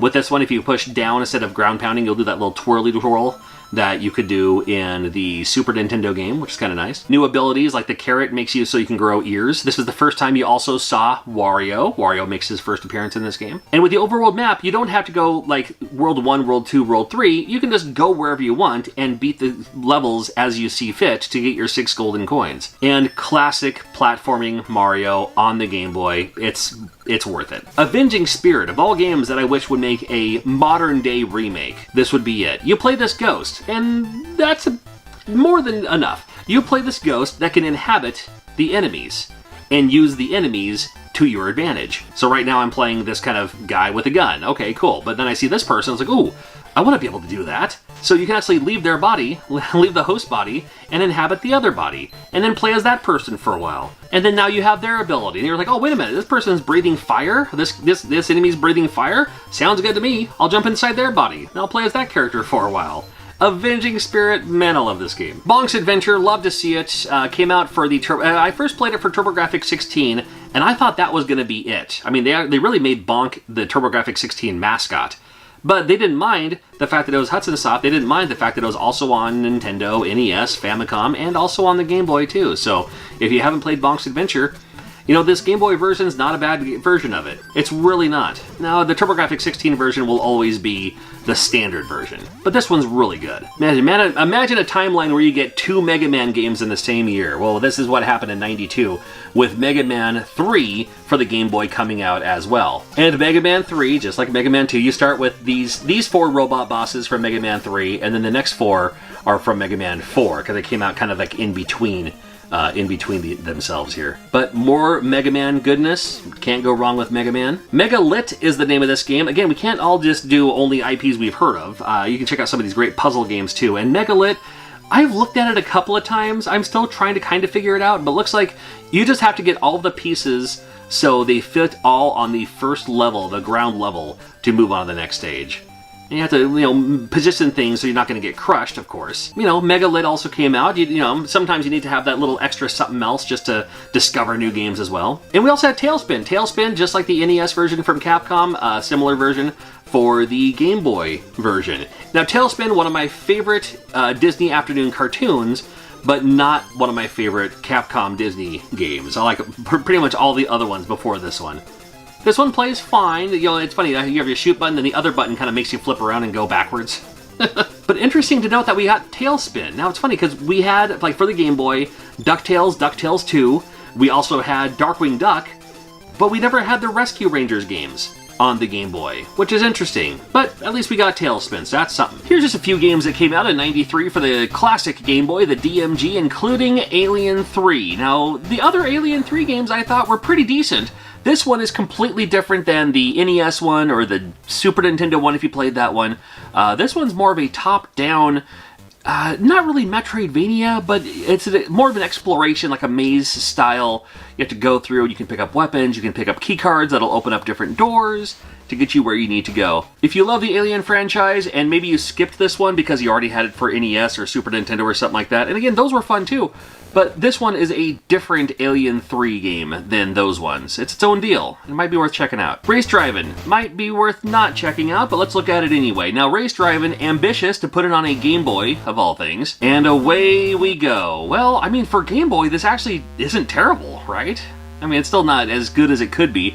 There was a proposed race driving game that was going to be a Tengen kart for NES. Never came out. The prototype was released. The prototype is out there. Spot the Cool Adventure. Well, yeah, back when 7-Up, the Spot character, had its own franchise, its own video games, its own shirt. A lot of things going on for the 7-Up Spot, which was a kind of mascot character for 7-Up at the time. This one plays just like an action platformer. It's another one of those. You pick up the blocks to toss them. That is your kind of primary weapon in this game. And if you're a huge fan of the NES and you're looking at this game and you're like, it looks a little familiar. It's kind of like that McDonald's game, that Mick Kids. Is it MC Kids? Well, there's a dot there, but I think it's just called Mick Kids. You know what I'm talking about? You'd be semi-right. This game in I think it's in the Europe? I think this game in the UK was a McDonald's themed game. But when it came out in the US, they used it as a 7-Up mascot game. It's interesting. Either way, it's just a typical platformer, a little stiff on the controls, but, you know, it could be worth checking out. We got a Top Gun game, Guts and Glory. All right, let's have a look. So as you leave, you go on your mission. It's one of these kind of games. It's like, you know, like in the cockpit, spinning around, trying to shoot down the other guy. I got myself all twisted around. Never mind. Zen Intergalactic Ninja, a hidden gem for sure on the NES, one of those late release games. Also came out for the Game Boy. The Game Boy version, different than the NES version, but it's still a very good Game Boy game. If you're looking for great action platformer style Game Boy action games from Konami, so you get an amazing soundtrack, you get great graphics for Game Boy standards, you're going to find that with Zen Intergalactic Ninja. Might be worth checking out. To make it even more confusing, this is Hudson Adventure Island 2, which we would know as Adventure Island 3 on the NES. You see, we never got the first one on the Game Boy. It did come out in Japan, though. And then our Adventure Island 2 was just the regular Adventure Island on Game Boy. And then our Adventure Island 3 for the NES was Adventure Island 2 on the Game Boy. If you're confused, so am I. But anyway, when it says Adventure Island 2 on the Game Boy, know that it's the Adventure Island 3, or a port of it anyway, for the the NES version of Adventure Island 3 for the Game Boy. Yeah, never mind. More ports to be had. We had Darkwing Duck on the classic Game Boy. This one plays like that NES version, which is lovely to see. Good to have these. Capcom usually did a pretty good job porting their kind of Capcom games to the Game Boy. The Mega Man games were pretty cool. The Disney versions of their games, like the DuckTales, turned out pretty well. And Darkwing Duck was always a favorite for a lot of people for the Capcom Disney crossover. The cartoon was amazing. And this one plays, I mean, I hate to say it, but because this game plays the most like Mega Man and Mega Man rules, I think a lot of people gravitate towards this game, which I don't doubt at all. It's a great game. Lovely to see Darkwing Duck on the Game Boy. Little Mermaid also came out for the Game Boy, and it plays like the NES Little Mermaid game, but a Game Boy version. So, very neat. Interesting that we had, like, Darkwing Duck, Little Mermaid, we had DuckTales, DuckTales 2, but we never got Rescue Rangers on the Game Boy. Interesting. The Flintstones King Rock Adventure Island. This is a great game. This is, I mean, the Flintstones games, most people know, like, especially the Surprise at Dinosaur Peak for its value, but both Flintstones games on the NES are fantastic, and the one on the Game Boy is also fantastic. This one here, anyway. Interesting gameplay style. You have your little axes that you throw, and it can stun enemies in air, so you can use them to jump on them to reach higher platforms. That's an interesting mechanic with this game. And I'm not complaining, it's just kind of a cool thing to have in this game. But it's another very good platformer. If you're looking for something new that maybe you haven't checked out yet, might be worth looking for. Kid Dracula, well, this is that kind of chibi action version of Castlevania that did come out for the Famicom, but we never got it for the NES in the United States. It's unfortunate. If we did, it would have been a favorite for so many people. I think it was just because it was a later release game that, you know, whatever. But we did get it for the Game Boy, and that's good news. So you play as like this kind of Kid Dracula, so to speak. I loved the fact that this first stage is basically the entire game of Castlevania 1. It's the entire Dracula's castle. But you can shoot, you can also charge up your shot. When you do that, they'll drop a coin, which you use later for, you know, trying to get like extra lives and stuff. You make your way through. You also have the chance to, instead of charging up your shot, you can turn into a bat, which might save you here and there. Worth at least playing, by whatever means you need to play your Game Boy games. Oh, I hate saying this game out loud because it's always wrong. Is it Milan's Secret Castle? I called it Milan's Secret Castle for a long time, but I don't think it's Milan. I think that's a country. Let's call it Milan's Secret Castle. How about that? This is a Game Boy port of the game that came out several years before this. So, I say several years. That was like 5 years before this. Then we finally got the Game Boy version. 5 years doesn't seem like that long anymore. I mean, there's games that are still coming out that are like, it's the HD remake from 10 years ago. It's like, it looks the same. And this game, it looks the same. But I always liked this game. Never beat it, never played it all the way through, but it was one of those NES games that you just kind of looked at and played, and it's like, okay, that's whimsical, sure. Tumble Pop, another fantastic game that I wish would have come out for the NES, so more people would have known about it. Comparing it to something like a Bubble Bobble, for instance. I mean, although it's not a single screen, you can scroll left and right a little bit, but it still has a bit of a mechanic where you have like your vacuum that you can suck up the enemies and then blast them back out for your, to use as a weapon. This game could have been a Kirby game, now that I think about it. You could have just used that, before you could absorb the powers. If you absorb more than one enemy, it becomes a stronger shot. You can only keep them in your reservoir, your tank, for so long before they kind of, come out and attack you, basically. So make sure, like, once you suck them in, that you launch them pretty quickly there. Tumble Pop is pretty neat. It's a pretty neat game. I'm sure it came from the arcades or something. I'm not sure. I've only known this NES version, but is it on other platforms? You tell me in the comments. Great Greed from Namco would have made a fantastic RPG on the NES. I know I compare a lot of these Game Boy games to NES, but seriously, 93, the NES is like exiting already at this point. This would have been amazing. If this game would have come out, it would have been, I think, for sure, a hidden gem RPG for the NES. But you can still play it on the Game Boy, or play it on the Game Boy through the Super Nintendo adapter, the Super Game Boy or something. In true isekai fashion, you're in a modern world and you get sucked into this kind of fantasy world.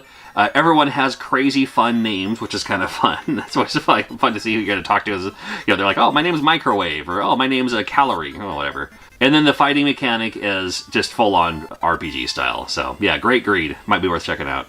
Lethal Weapon, this is the port we didn't need, but we'll look at it for a second here. If you want to change characters, just go to the other side of the screen, the other guy will pop out. I always thought that was an interesting mechanic, but I know that wasn't English, but here we go. Raging Fighter. 2D style, just a 2D versus fighting game called Raging Fighter. Alright. Only has a couple of characters you can choose from in this.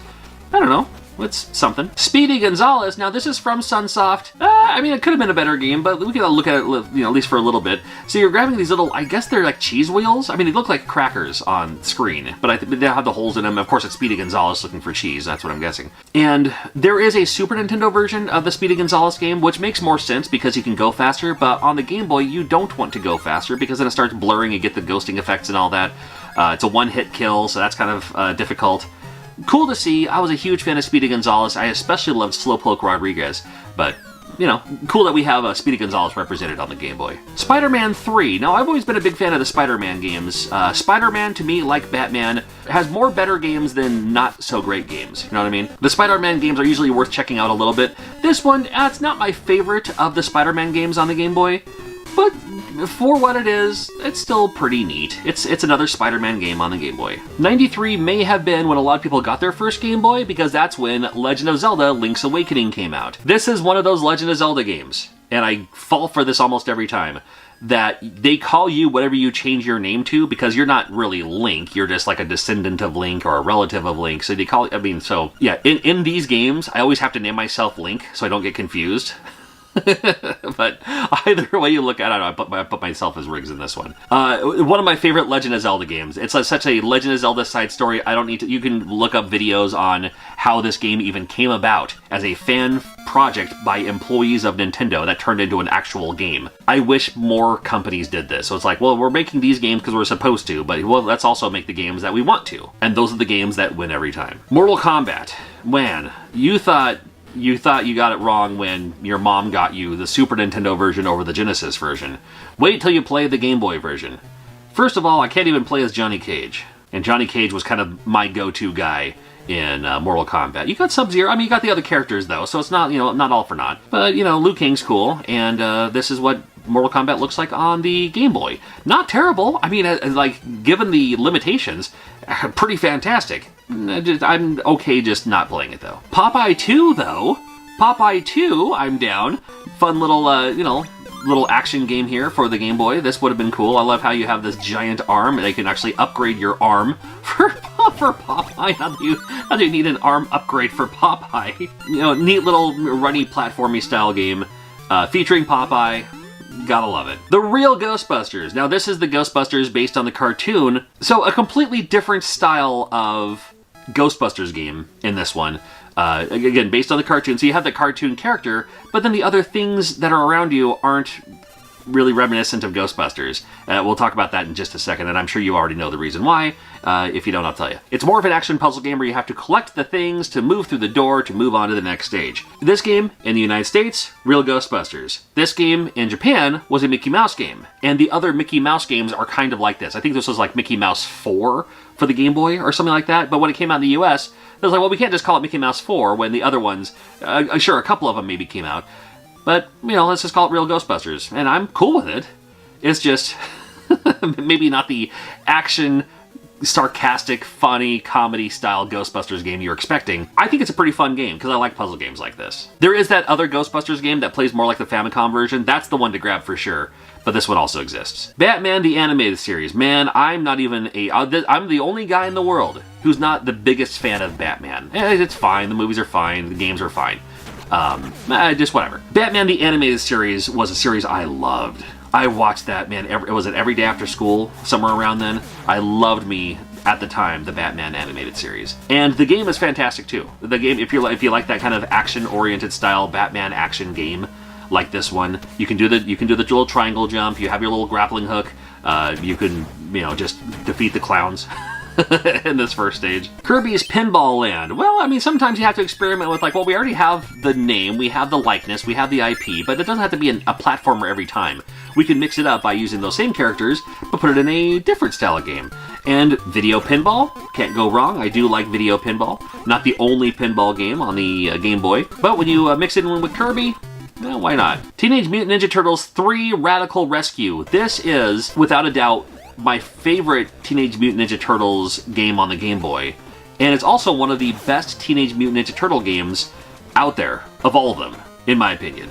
It's Metroidvania style. You start as Michelangelo, that's all you have. You have to rescue your other guys, that's why it's called the Radical Rescue. But every turtle, it's not just like, oh, here it's the same turtle, they can do the same abilities, but then they have the different weapons.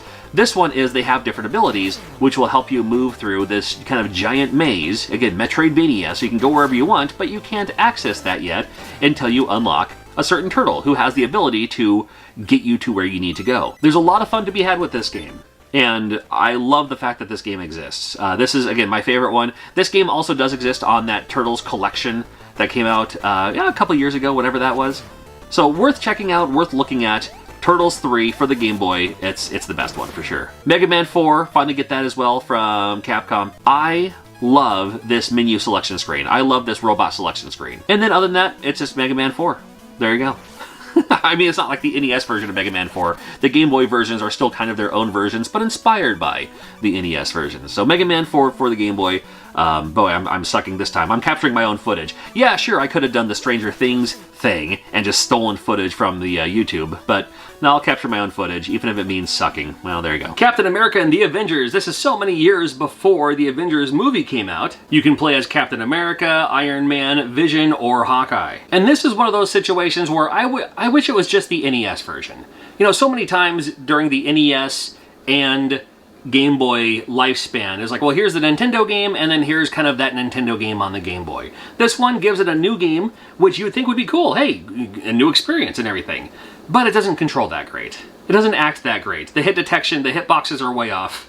Could have been a lot better. We saw Dennis the Menace in '94. Man, I love that movie. This opening cinematic alone for your Game Boy. Man, Mr. Wilson, trust me, couldn't do this now. Well, although the other Dennis the Menace game for like the Super Nintendo wasn't exceptionally great, this one I think plays a little bit better. It's still not a perfect game by any stretch of the imagination. It's not so bad though. I mean, you can play it for at least a little while saying, eh, okay, I get it. Of all things, the Simpsons games were usually pretty janky on the NES, but the Simpsons games on the Game Boy were actually kind of okay. And Bart and the Beanstalk was, well, it was the okayest of the okay Simpsons games on the Game Boy. It wasn't terrible again, but you know, if this game came out for the NES, it would have been the best Simpsons game on the NES, in my opinion. However, Bart Simpson versus, not Bart, sorry, this is Bart and the Beanstalk. Bart and the Beanstalk for your Game Boy, yeah, you know, it's not so bad. Wario finally gets a starring game in Wario Land. This is Super Mario Land 3, and this now lets you play as Wario, and you get the nice rushing attack, and I like that. I thought it was cool. Yes, you can still do the Mario-type things, like you can jump on their heads, you can bop things from underneath, but then you have that kind of like shoulder rush, that little shoulder tackle that you can do. That'll certainly help you out on this quest here. Look at baby Wario when you turn into small Wario. We need to see more of that. And Wario's still holding strong, man. Still love me some Wario. This would be the first headlining role that Wario gets. Wario, of course, gets other games later in the future. But nice to see that it all started on the Game Boy. A lot of Nintendo stuff started on the Game Boy.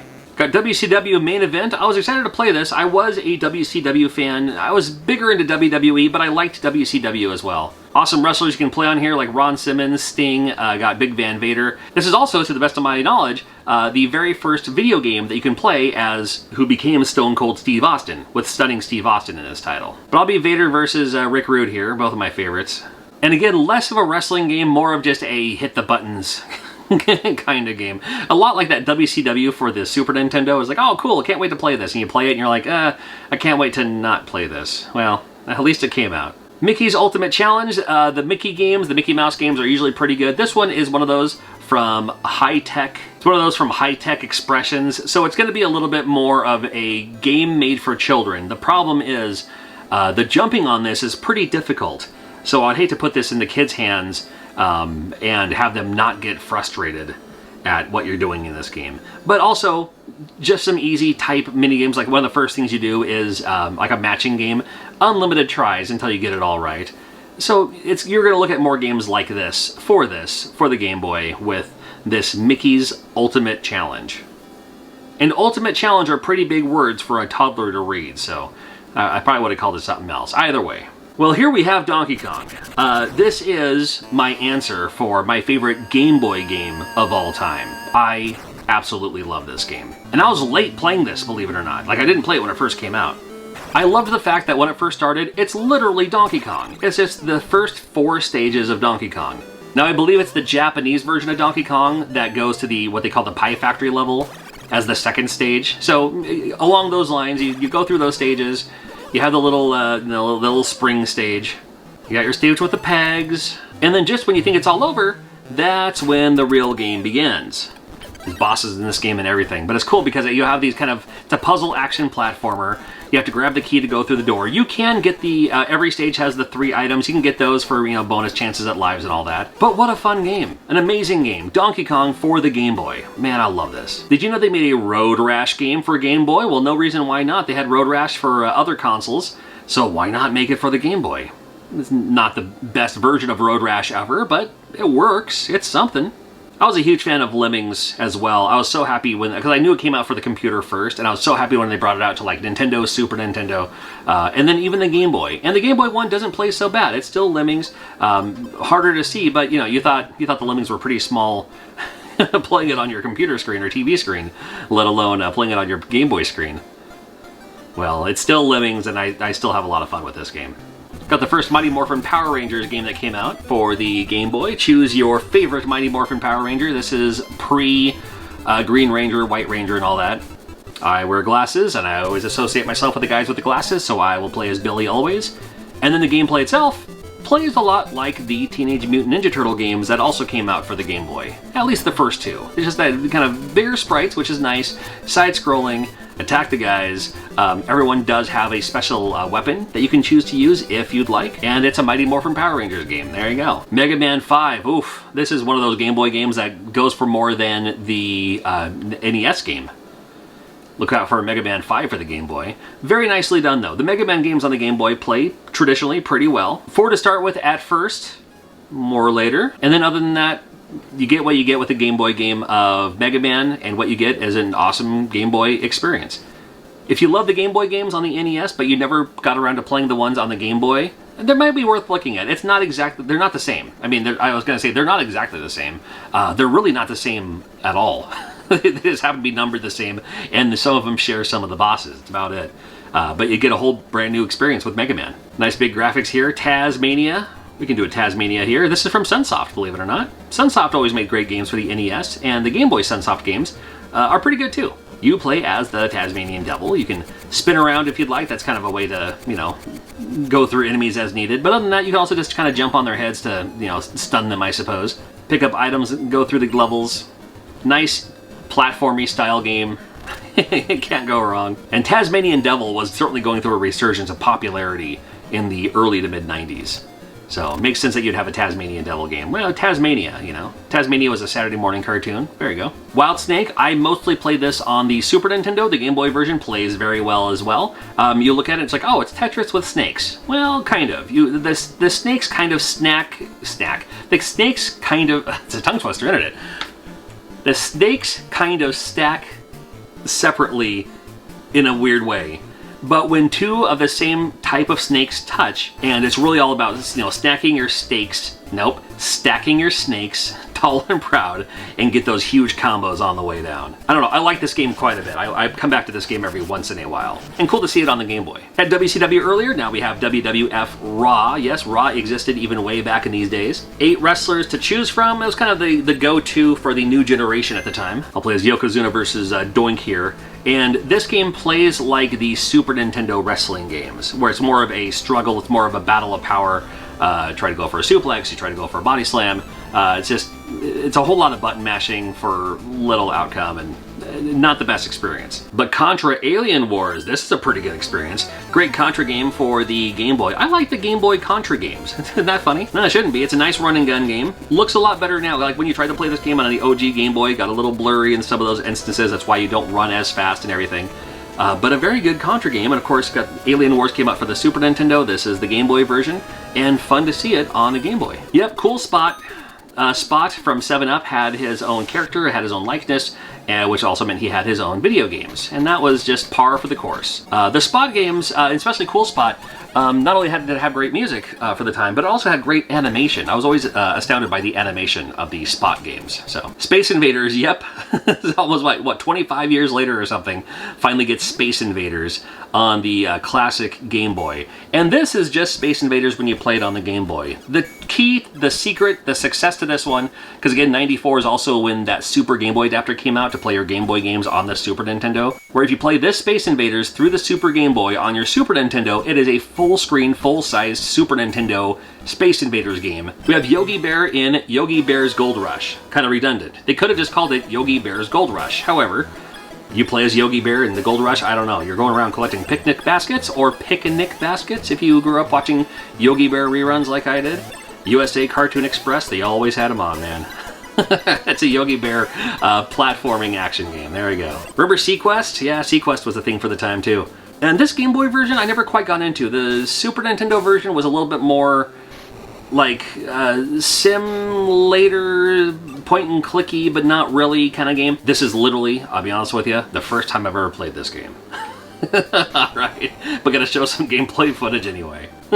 Like I do research, you stop. I just want to play some cool games. Wario Blast featuring Bomberman. Best of both worlds here. I liked it when Nintendo would team up with people like Capcom, like Hudson Soft. Why wouldn't you have a little collaboration? And again, Wario, becoming more and more popular. I will still play as Bomberman. However, this is Bomberman versus Wario in this playing field here. So fun to see that they would have things like this. I mean, I guess they could have, switched it up a little bit. Maybe you play as Wario dropping, garlic that would explode or something. I don't know, but still, nice that they would have a Wario Bomberman crossover game. This is 90% of the time when I die in Bomberman, it's because I do this to myself. Stargate, not the same game as the Super Nintendo game. This is a puzzle game, believe it or not. Stargate for the Game Boy is a puzzle game. Remember, it's not Tetris, but Weltris, where like the Tetris pieces go down. This is not exactly that, but it is going down the well, where it is those pieces fall down, and you can stack them 3 high to make them disappear. Other pieces might do something different. Yeah, if you didn't know, Stargate on the Game Boy is a puzzle game. So if you're looking for more puzzle games on the Game Boy, you might want to check it out. Tiny Toon Adventures Wacky Sports. This is a collection of sports mini-games on your Game Boy, featuring the Tiny Toons characters. You can play as Buster or Babs. And the first stage here is baseball, so I'll just show you baseball because I'm capturing my own footage. But then the other stages have American football. It has soccer. It has... golf was one of them. Basketball is one of them. But you're not really playing basketball. You just kind of, it's a little bit more track and field like, where you have to tap the button a bunch of times and then hit the button to jump at a certain angle, stuff like that too. So yeah, this version of baseball, as you can see, it's not really baseball. It's just you have to hit the ball to go to where it's supposed to go. So, kind of an interesting idea. At the beginning of 95, we have a game called Breakthrough. I was confused because when I first saw it, there was already a game called Breakthrough by Data East where you play as this car that can jump. This is not that. This game is a tile matching puzzle game by the creator of Tetris. Before mobile games, this was the first kind of mobile game like this, if that makes sense. Oh, I suppose it's on Game Boy. I guess that's what makes it mobile. But it was an easygoing pick up and play. You just tap the tile, and then the tiles around it will all disappear. And then they keep falling and kind of, getting into the spaces, so you can just, look for the biggest scores that you can. It was pretty addicting. It was pretty fun to play. It was a great just kind of time killer. And something like this, I mean, we could even bring something like this back today. And they have a few ways and a few different times. And to actually play it on the go on the Game Boy. I mean, yes, they had this for like Windows, even MS-DOS back in the day. Daffy Duck, the Marvin Missions, the Looney Tunes platforming games on the Game Boy are all pretty decent. And this is one I didn't play so much of, but I could see a lot of fun with this one. And I want to go back and play it more now that I'm actually capturing my own footage here. Instead of jump, you have a jetpack, which is kind of nice, and then you shoot these little kind of lobbing, like bomb things. They're not really bombs, but that's just your projectile, if you will. If you're looking for later release Game Boy games that you haven't quite played yet, this might be one of them. We had Desert Strike Return to the Gulf. Now, the Desert Strike games, there's Desert Strike, Jungle Strike, Urban Strike. There's a few games like this, and I was like, oh, a Game Boy version of that. Maybe it'll be a little bit like Choplifter, 2D, kind of side-scrolling, but no, it is that overhead view of a game on your Game Boy, which I thought was done very well for a Game Boy game. Again, this is 1995, and the NES games stopped being released in 94. So sometimes with these classic Game Boy games, I kind of think to myself, this is what it probably would have been like if you would have had this game on the NES. And it would have been a decent game. And it still plays pretty well, as far as, the limitations are concerned. Pac-In-Time, there was a different resurgence for Pac-Man during this time. It's like, hey, let's take Pac-Man and put him in his own side-scrolling kind of action game. My problem with this game is it is way too loosey on the controls. It's like you're too slippery, you're too glidey with your controls, the way you move, the way you jump.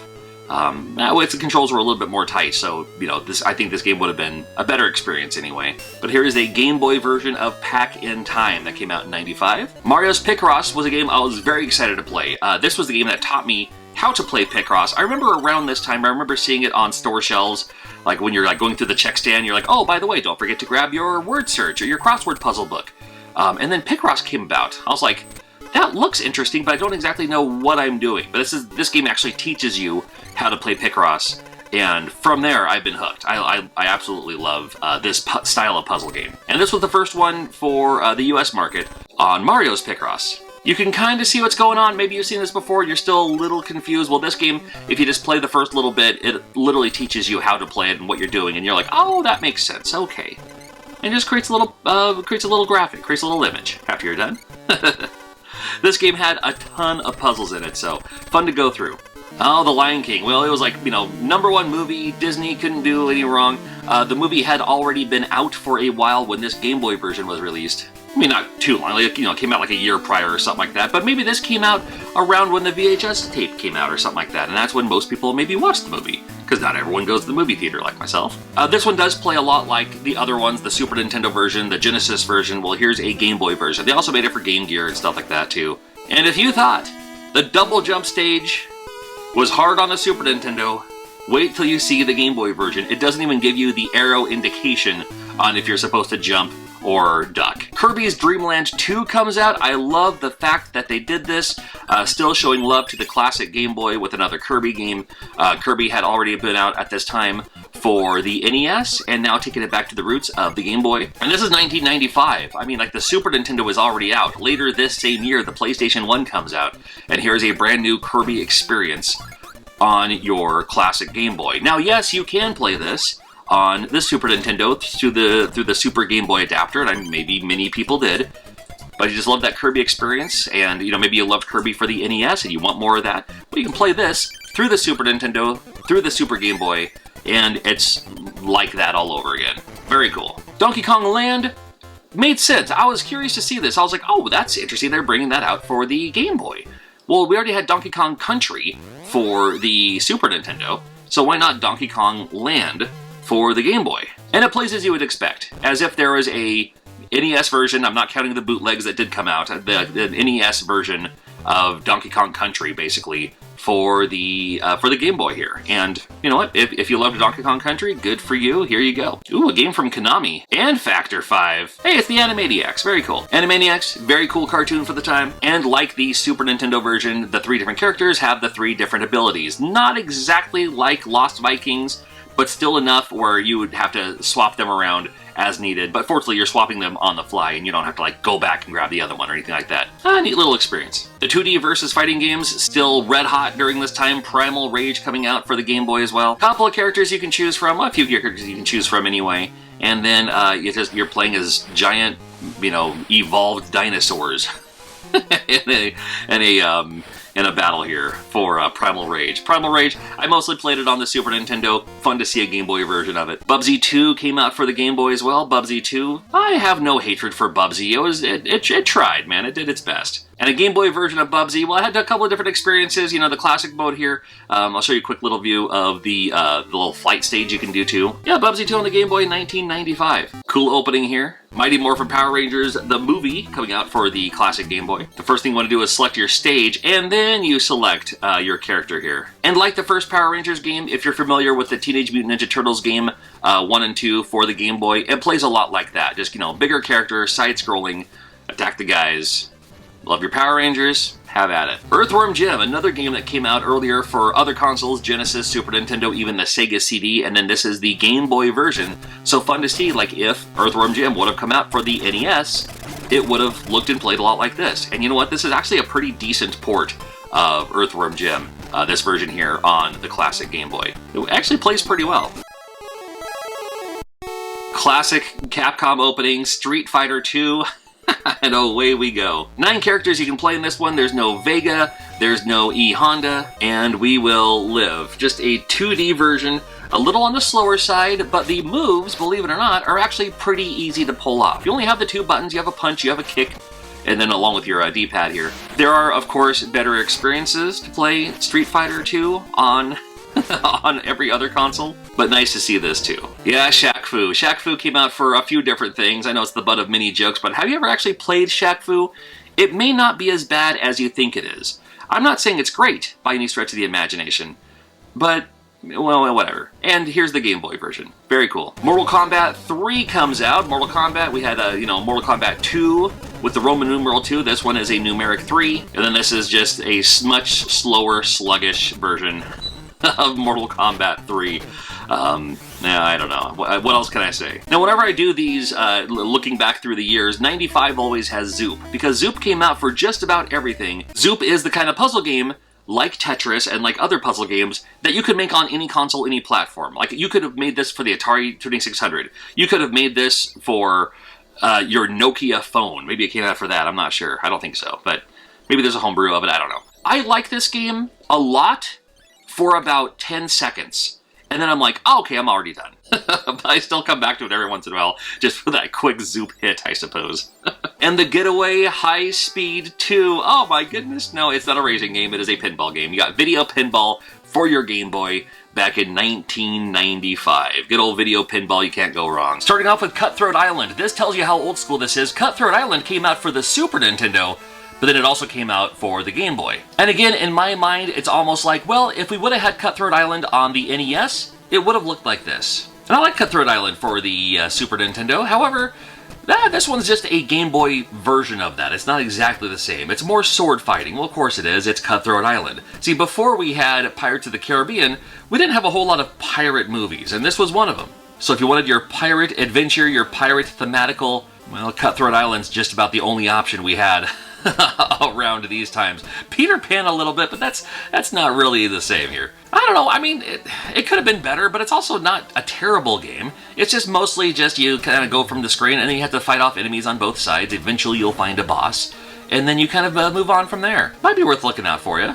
Prehistoric Man, another game we had on the Super Nintendo. And yes, these games also may have come out for the Sega Genesis, but, you know, like, keeping it with the Nintendo theme, Super Nintendo, Game Boy, yeah, you know. Oh, this one's alright. It's just kind of like your basic, you know, side-scrolling platformer-ish, but you have your giant club that you can bash these enemies with. That's not a terrible thing. I mean, the arrows literally tell you when they're popping up out of the ground, which I kind of like, because sometimes they just kind of pop up out of nowhere. It's like, well, I wouldn't have known that there was going to be an enemy that would pop up out of there. Maybe if there's a hole on the ground that an enemy could, but they don't have that on this. They just have the arrows saying, hey, here comes an enemy. Yeah, it's another game that, you know, could have been a thing, something to play as well.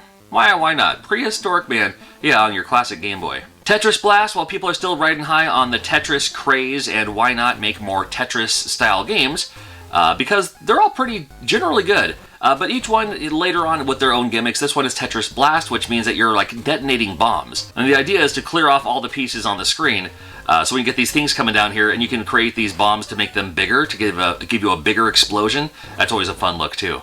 In the meantime, you got to get down to it, but when you do, well, then you can create some massive havoc, and that's how you can clear these stages in Tetris Blast. It's a pretty fun game to come back to. It starts off, you know, you're just like, okay, I just want to play Tetris, but it's Tetris with a twist.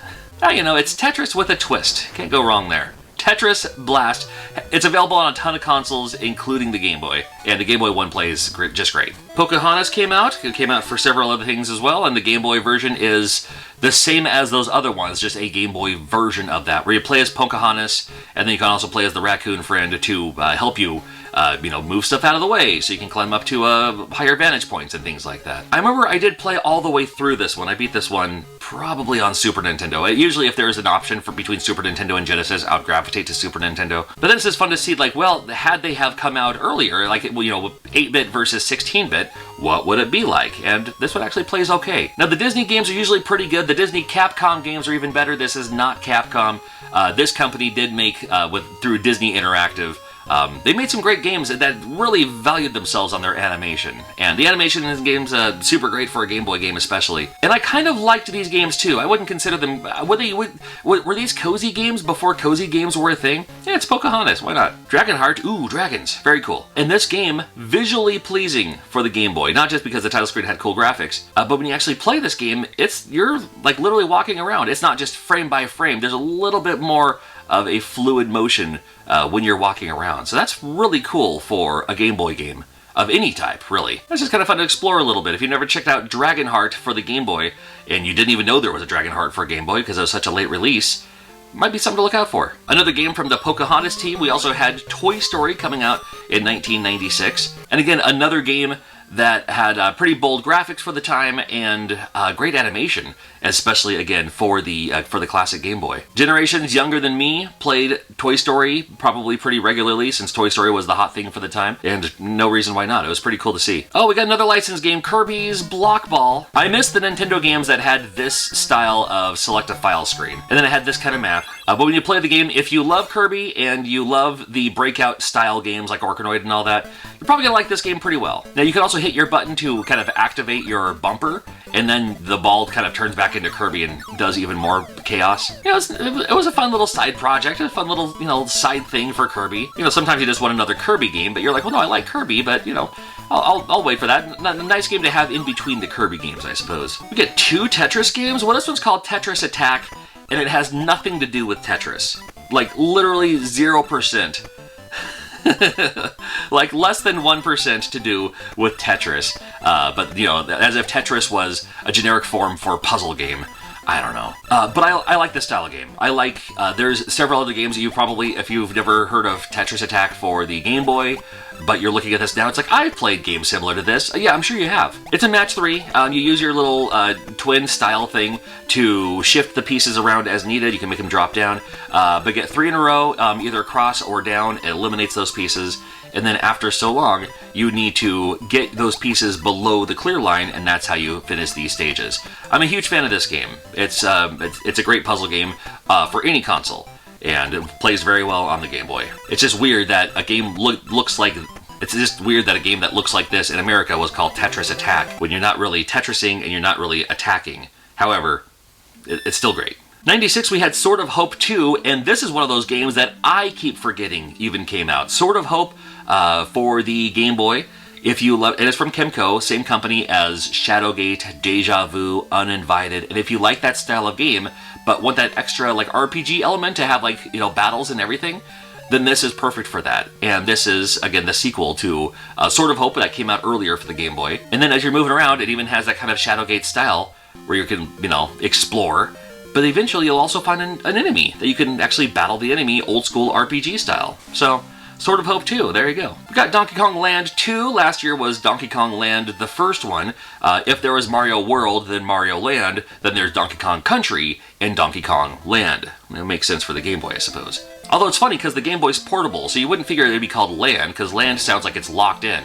With the Game Boy, you can take it anywhere. Either way, so this is Donkey Kong Country 2, in a sense, Donkey Kong Land 2, and it's just going to go from there. So, if you like that style of game, you're going to like this style of game here too. Battle Arena Toshinden, I was actually a little shocked to see on the Game Boy, because I thought Battle Arena Toshinden was a PlayStation game. You know what I mean? Because like they really emphasized like, oh, Battle Arena Toshinden. It was like, was it a launch title? I know it was part of like the demo disc or whatever. But Battle Arena Toshinden. I mean, as far as I was concerned, Sophie from Battle Arena Toshinden was going to be the PlayStation mascot. It turns out, no, just Takara made it, and it could be on anything, including the Game Boy by Nintendo. And same characters, but chibi style and 2D, although it still features the ring out, which I thought was really neat. You know what? I gotta be honest with you too. It actually plays pretty good for a 2D 8-bit fighting game. It actually plays really, really well. I mean, better than some of the other fighting games of the time that got a port to the Game Boy. This one's one of the better ones, in my opinion. So, yeah, curious. Battle Arena Toshinden, which was known for being this 3D fighter, plays pretty well as a 2D fighting game. Street Racer, right from the get-go, it looks visually pleasing. You're just like, ooh, you're going to be zipping around corners. It has that cool kind of what looks like Mode 7 but isn't Mode 7. For a game on the Game Boy, that's cool. Well, you get to choose your character first and foremost. And then when you're driving around and everything, it's just a visual in the background. I mean, it didn't need that either. It looks like it's moving left and right and everything, like zipping around corners. Great animation for the ground. But it wasn't needed. You're still just driving on this track, you know. If that makes sense. It's as if you're just like playing a driving game where you're, you know, shifting around left and right, trying to avoid the other drivers, you know, racing to get to the top. And just the screen itself is just doing all the work for you. Which I'm sure is also the case with every other driving game. But just for the Game Boy, for some reason, it looks like it stood out more. Like when you shift to the side one way or another, the whole screen doesn't move with you. The screen's going to stay the same. I don't know. We had Tasmania 2. Now, in the United States, this was Tasmania 2. I believe this came out as just Tasmania in the UK, but here we are in the United States, so that's what we're kind of going off of this list with. Tasmania 2, if you're not familiar, it's actually not a terrible game. Platformer style, you can turn into your whirlwind as the Tasmanian Devil does. You have a very finite, like tornado bar, or like whirlwind bar, whatever that thing's called, but it spins around. Spin bar, I guess you could call it. You can get more along the way too, but really it's just, you know, kind of a platformer, but you have that gimmick to it. And to move through the stages. It's really not a terrible game. It's actually a pretty decent platformer. Especially if you're a big fan of the Tasmanian Devil. Tasmania was a pretty popular cartoon for the time too. Might be worth checking out for you. Oh, who's been invited to the Super Smash Initiative here? Oh, no. King of Fighters. Okay, there we go. Yes, this came out for the Game Boy in '97. However, came out originally for '95 and then redone in '96, and then came out in the US in 1997 for King of Fighters '95 for the Game Boy Classic. Plenty of characters to choose from. And I'm telling you, as a 2D 8-bit fighting game, this is really good. This is actually, they've actually done a very good job making a 2D fighting game that plays on a Game Boy of all things. I could have seen this on the NES, and I think it would have played very well, especially, you know, if it came out 10 years prior. Still, though, however, it does really well. And actually, it's pretty easy to pull off like your special moves and everything like that, too. I'm a huge fan of the King of Fighters series. '95 wasn't necessarily my favorite one, but it was one I did play quite a bit. And then the Game Boy version, hey, it's just kind of fun to see a little chibi version of your favorite characters from King of Fighters '95. There we go. Oh my goodness, check out the storyline here. So, you know, the mama senses danger, hides the kids, gets thunked, bad guy grabs all your kids, and then you come back and gotta go on a rescue mission. This is Mole Mania. This is a game from Shigeru Miyamoto. You know him best for like the Mario series, Zelda, but made this awesome Game Boy game that was only available on the Game Boy, like the classic Game Boy. They never did a Switch version of it. It was never a character from Super Smash Brothers. This great game from Shigeru Miyamoto that not a lot of people are talking about, and it's such a great puzzle game, especially for the Game Boy. So you got the storyline that fills your heart, but then as a mole, you can also go above ground, go below ground. That's you're gonna have to like get past some of these stages here. You can also grab these giant things that are in the way and either chuck them into enemies, or roll them out of the way, or push them out of the way, or dig underneath them and come back from the other side. There is so much going on with Mole Mania. It is such a fantastic game, and it's a game I haven't beaten, believe it or not. There's a lot of games I haven't beaten, but a game that I love this much, a game that I played this much. Yeah, I got close. I got pretty far, but I got stuck on a boss, so I'll have to go through it again sometime soon. It's been a while since I picked it up, but if you happen to find a Mole Mania, it is 100% worth checking out. Such a great game. And another one of my favorite puzzle-style games, always with the Kirby, of course, Kirby Star Stacker. Now, you may have seen a version of this or so. I think it's available in like the Switch Online shop, the Switch Online service. They even have the Super Nintendo version, which was new to me. But really, yeah, it could have been anything, but just has a couple of the Kirby friends here, and then there's stars in between them. And when you put these stars in between, like sandwich them between the same characters, you eliminate the stars. And below King DDD's face, you see that number there? Well, that's how many stars you have to basically collect to move on to the next stage. As you keep going, they're going to keep piling up and everything like that, looking for those combos. Combos always work great. The more combos you get, the more extra bonus stars come down, and then you can also clear out multiple lines all at once, one after another. Super, super amazing when that happens. This is a game I love to go through just about every year or so. I'll go through it on my Game Boy. At least the first, like the easy, medium, hard. Easy, you can breeze through it pretty quickly, but then yeah, the other ones, man, you just keep going until you get it right. And super fun game. Kirby's Star Stacker, such a fun time. Disney had a couple of games that came out in 1997. One of them that I played an ungodly amount of time with was the Hunchback of Notre Dame, or Hunchback of Notre Dame, if you want to be fancy about it, with your pinky up. This is just another collection of mini games that you can play. And here's my other thing, too. Hunchback of Notre Dame, right near the bottom of the list for favorite Disney films. It was one I didn't really care for so much. It was, like with most Disney films, completely different from, the actual true story and everything like that. I'm not knocking the character, I'm not knocking the songs. Some of the songs are actually really good. Again, not my favorite Disney movie. However, it's a collection of mini games. And I was like, I like little, like you get one game, you get 5 games for one. Yeah, sure, why not?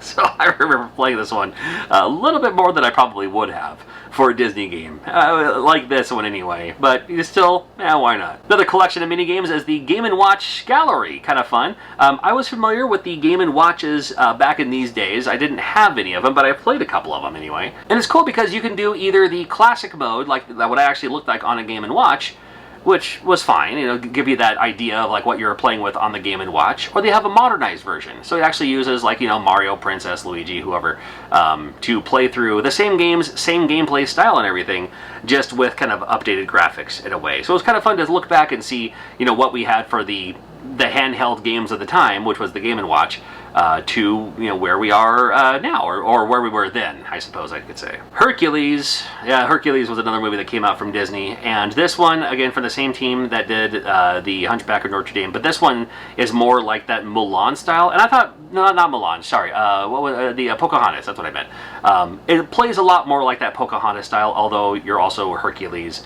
and again, not very well done, in my opinion. It was worth a skip. I'll show you a little bit just to show that, yes, it came out. That's all I'm going to show you. Moving on to Tetris Plus. Yeah, we have Tetris and Tetris Plus on the same cart that came out in 1997. It does have the classic Tetris, just like with Bomberman. No matter what Bomberman you get, there's always going to be that Bomberman battle mode. And with Tetris, there's always going to be a classic Tetris mode. But I liked the puzzle element, because you're trying to get your dude, this guy, to get to the bottom of the screen by nature of like adding these bricks and everything, or knocking him over, but to get him to kind of climb out and get to the bottom of the screen to move on to the next stage. I don't know, I just thought it was kind of a fun idea for like a new twist on Tetris. It's still Tetris, but it has a little gimmick to it. Gotta love that. 97 was the year we got Donkey Kong Land 3. In the previous years we had Donkey Kong Land and Donkey Kong Land 2. Now we have Donkey Kong Land 3, which is basically Donkey Kong Country for the Game Boy. So if you're a big fan of the Donkey Kong Country series, it still has that same idea that with the clay model-mation looking things, plays very well for a Game Boy game. Very ambitious that they would do something like this, and here we go again for the Game Boy, the classic Game Boy, DMG. What else came out? Oh, dear Lord. Well, we had the Tamagotchi. Well, these were like those little pocket creatures that you have in there, and why not make it into a Game Boy game too, so you don't have to, you know, replace the battery or, you know, do the other things. It's all the stuff that came with those Tamagotchi things. I was never into them. I remember seeing them. I understood it. Wasn't for me. The Lost World Jurassic Park. Well, I'm down for this. And this one, I could have played a little bit better. It reminds me, the gameplay reminds me a lot of something more like a Flashback. Remember, like Out of This World, but you know, Flashback was a little bit more faster pace here. So instead of going like kind of cartoony and arcadey and everything, they kind of go like, oh, let's do like, you know, a little bit more realistic-ish graphics that you could do for a Game Boy. But a lot of times that never really worked out in anyone's favor, you know. So again, it wasn't a terrible game. It could have been a lot better though. Oh, Superman. Well, we had Superman for the Nintendo 64. Again, this is 1997. The Nintendo 64 is already out. So we had Superman, kind of based on the cartoon, for 1997. They had it for the 64, and I'm here to tell you, and you will not be surprised, that the classic 8-bit Game Boy version, to me, is a better game than Superman 64. Again, not a huge stretch, and it's also not a great game. For some reason, they couldn't quite make Superman games great. Superman in the arcade was really good. I thought Superman for the Sega Genesis was pretty decent. How could you mess up a Superman game when it turns out they pretty much have done exactly that every single time? But this Game Boy version, it might be worth playing. It's actually not terrible, terrible, terrible. And then from Acclaim, you think of Acclaim, you might think of Turok if you're from the 64 era, and you'd be right. Yeah, they made a Turok dinosaur. Well, this is Turok Battle of the Bionosaurs. A Turok Game Boy game. That's right. Turok, very popular for the Nintendo 64, is one of my favorites. It was one that I think a lot of us who grew up with the 64, or, you know, had the 64 at launch, Turok was one of those games that I think just about all of us played, because it was one of the only options we had. So why not make a Game Boy game as a 2D kind of action climbing action game? Again, not terrible, but if I want to play Turok, I just want to play classic Nintendo 64 Turok. Kicking off the year, Bust-A-Move 2 Arcade Edition. Yeah, the title screen says 1996. That's when it came out in Japan. We didn't see it till 1998. If you're not familiar with the Bust-A-Move games, it has the Bubble Bobble characters, but you're just throwing these bubbles to pop them. A chain of 3 of them will drop them, and if there's anything attached to that bubble below, it'll drop those as well. Neat and interesting puzzle game. Puzzle games like this have already existed, but then when I saw this one, this was like the best versions of them. It plays fairly decent for a Game Boy game. It's one of those styles of games, I like to compare it to, I don't know if I have a name for it, but you could have made this game for the Atari 2600 and it would have played just fine. So it makes sense that they would have a game like this for the classic Game Boy, played on the go. These games kind of never went out of style. There's been Puzzle Bobble games, or not, Puzzle Bobble is what they call it in Japan, the Bust-A-Move games, you know, for years. In fact, they have one on the Nintendo Switch that's just super, super fun. But this is the one that we had for the Game Boy in '98. James Bond 007. A lot of people were really excited for this game because as popular as GoldenEye was for the 64, this one's got to be fantastic. Well, it's fine. It's nothing like GoldenEye for the 64. This is a fetch quest game. That overhead overview, walk around, talk to people, find the thing. Whenever you talk to anyone, they always kind of just give you the most basic, generic clue ever. So it's like, oh, thank you for putting that in sentence structure. I know exactly what I need to do now. This is the very early beginning, like right when you pop in the game. I'm capturing my own footage here. This is right when you pop in the game. But actually, it's not a terrible game. I would have loved to have seen this for the NES back in the day, but here we have it for the Game Boy, so you can play it now. I don't know how James Bondy it is, because they also had to tone down a lot of things for James Bond to be on a Game Boy, to be on a Nintendo console. You know, it's alright. Did you ever play Brain Drain? Well, I love my puzzle games, and Brain Drain is a puzzle game, but it's an interesting puzzle game all the same. You just have to rotate these things to make them match what the icon's supposed to look like. I mean, it shows you the solution, and then it kind of just misses everything up. I don't know, it's kind of along the same lines as like those number sliding puzzle games. Not the hardest, really, but it's kind of a mind-numbing experience, which sometimes is exactly what you need. Kind of fell under the radar here, Brain Drain.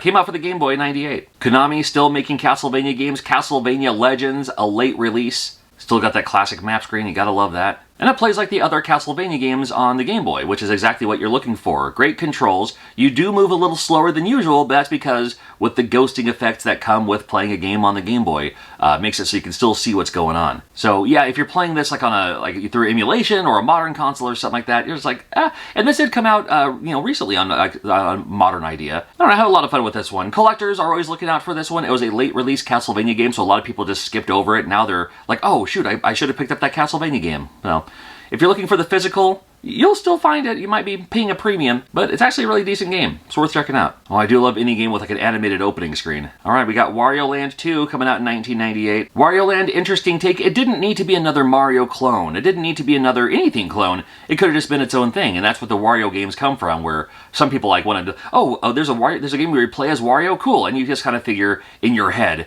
it's going to be a Mario game, but you happen to play as Wario. Not the case.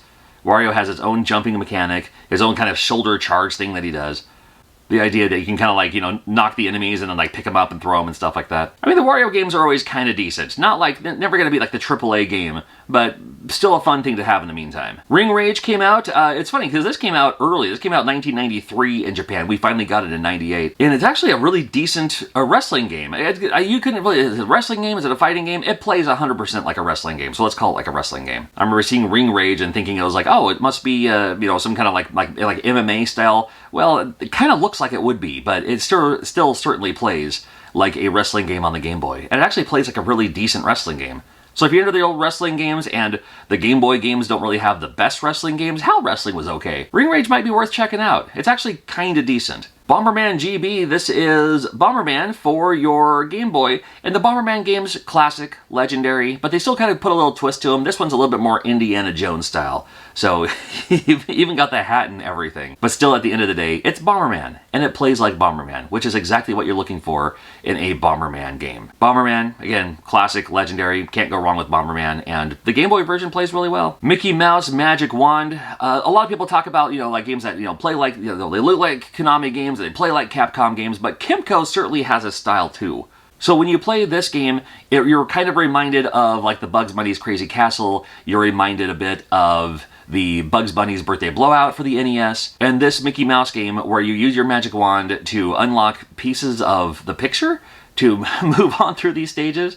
Well, that's certainly something you can do. Now, there'll be some enemies and obstacles along the way too, but it's really just climbing around these giant rooms and using your magic wand on these crystals, which can also unlock health and other things too, but you're looking for those pieces of the picture, the puzzle, to put it together to move on to the next stage. Yeah, it's another fun little time killer. I loved Bugs Bunny's Crazy Castle. This isn't exactly Bugs Bunny's Crazy Castle, but if you like kind of like simple-ish games like that, I think you're gonna like this one. Speaking of wrestling games, we have WWF Warzone. Now, Warzone also came out for other consoles as well. This is the Game Boy version, which plays nothing like those, which is fortunate. Has a pretty all-star lineup for the time, too. Great cast of wrestlers here. Sometimes you can kind of tell that the people who made these games weren't, like, really into WWF. They're just, like, doing their job. Like Undertaker, I am the Lord of Darkness. How come the favorite quote wasn't rest in peace? Either way. Not great. It's not a great wrestling game. It's not. It's, sure, if you're like playing all the WWF games, which I did, because I was a huge fan. But as far as the WWF wrestling games go, not great. Not great. I'll just leave it at that. Frogger. This was an interesting time. They were kind of bringing back the classics here. And Frogger, it's like, oh, this could be like a fun cartoony take on Frogger, a new take on Frogger. No, it's still the old Frogger. it's just old school Frogger on this one. Pass through the cars and the buses and stuff like that. Jump on the turtles, or could be lily pads. These are turtles in this one. Then on the logs, and then get yourself basically home and get all the frogs in all those places. And you can also pick up other things along the way or get into the place as needed to get the bonus points too. Love Frogger. It's always been one of my favorite games of all time. And I was hoping for a new take on Frogger, which there have been along the way, but sometimes you just need the classics. Just stick to what hits. You'll be all right. Oh, look at this little opening cinematic. There you go. Yeah, they made a Harvest Moon. Harvest Moon, really popular for the Super Nintendo. It was one of the first kind of cozy games. It's like a farming RPG, kind of. And without getting too deep into it, I'll just kind of play through the little opening here so you can see what it looks like. But, again, this could have been a great NES game back in the day, but NES was already, long gone by this point. So, but this is like what it could have been. What we could have had for the old Nintendo here. But if you're digging that Harvest Moon vibe, check it out on the Game Boy. Not to be outdone, we have Legend of the River King for the Game Boy. Legend of the River King, well, if Harvest Moon was a farming RPG, Legend of the River King is a fishing RPG, I guess you could call it. It's not just like your standard fishing game. There's other little things that you can do in this too, but it all bases also around just going fishing. As much as I want to get into this game, I've never been great at like hooking the fish and actually reeling them in and everything like that. I'm sure you're better than me. I'm sure, why not? But yeah, this game's another one that people kind of seek out for. They're like, oh, here's a hidden gem for the Game Boy. Absolutely. The first time you saw this screen, you knew you were going to be in for a pretty good time. It's later in '98 now, and finally, we get Pokemon. This is where it all started. Got the blue version, got the red version. I'm just showing you quickly the blue version. Not that it really matters which version I show you here. I love the fact that one of the default names was John. Good news for me. I love the fact that it featured a Super Nintendo right when you start playing the game. Again, don't need to go into Pokemon. It's where it all started right here on the Game Boy. Gotta love to see it. Mulan came out for the Game Boy as well. This is from THQ and that same team who did some of the other Disney games for Game Boy, who I honestly think were just kind of left to their own. You know, it seems like they were just like, oh, just, you know, here's the IP, here's the game, and they're probably just like, yeah, it's good enough. Now, the animation's really good. I'll give it to the animation. The rest of the gameplay style stuff, not optimal. As much as I loved Mulan, Mulan is one of my favorite Disney movies, still is. But it's hard to control, and when you get a game that looks cool and feels great, and you're excited to play it, and the controls don't work in your favor, then you just kind of give up. You're just like, well, okay, well, I wanted to like this game, but thanks to the controls, couldn't quite make the job. Couldn't quite get the job done. I was happy to see the Smurfs come out for the Game Boy as well. The Smurfs, you play this game, you're like, oh, this feels like a European release. It kind of is. This is like, they made the Smurfs for the NES as a PAL exclusive, never came out here in the US. And this is kind of that, but on the Game Boy. Which is unfortunate too, because the Smurfs were like super popular in the 80s. I mean, they've always been kind of popular. They tried to make them re-popular with those movies not too long ago, and those weren't terrible. Now, I played a lot of Smurfs on the Atari 2600 growing up. A lot of people played Smurfs on the ColecoVision. And this is just, it's a platformer, but with the Smurfs. And there you have it. Oddworld Adventures came out, which I thought was interesting because, again, me and my ignorance back in '95, I thought Oddworld was a PlayStation exclusive. But then we also saw Battle Arena Toshinden come out for the Game Boys, and then when I saw Oddworld's Adventures come out for the Game Boy, I was like, oh, okay, so it's not just an exclusive, it's just that's what it came out for first, and then here we go. I loved Oddworld Odyssey for the PS1. And this Game Boy version plays very similar to that. It's not exactly the same. It's its own vibe. It's its own thing. But the controls were a little bit like that too. So I was already kind of used to the controls. I know it's very hypocritical because Mulan had kind of those same controls. But for Odyssey, it made more sense because I was used to it for Odyssey, right? I don't know. It was an interesting take and pretty cool to see that this came out for the Game Boy. Well, we had Frogger earlier, so why not bring out Super Breakout? Super Breakout for your classic Game Boy here. Again, this is a game I grew up playing on the Atari 2600. Loved me some Breakout. This is, you know, before we had Arkanoid and all that.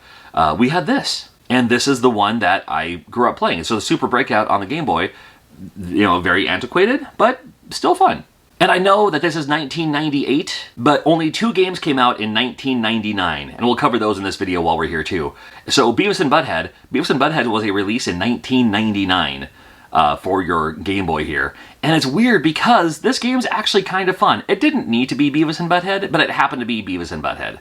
But it's a very different take on any other Beavis and Butthead game you've played, where it's a little bit, I wouldn't say fetch questy, but yeah, there was a Beavis and Butthead game for the classic Game Boy that not a lot of people are talking about because it was so late in the release. In fact, it was the last game released before you couldn't avoid it. Pokemon, exploded onto the scene with Red and Blue. And then with the cartoon coming out, it's like you couldn't avoid Pikachu and capitalize on that. I mean, it'd be ridiculous not to. So they did make the yellow version where you start with Pikachu. That's, you know, you watch the cartoon. If you're into Pokemon because of the cartoon and you want to get into the game, this was the one you also wanted to have.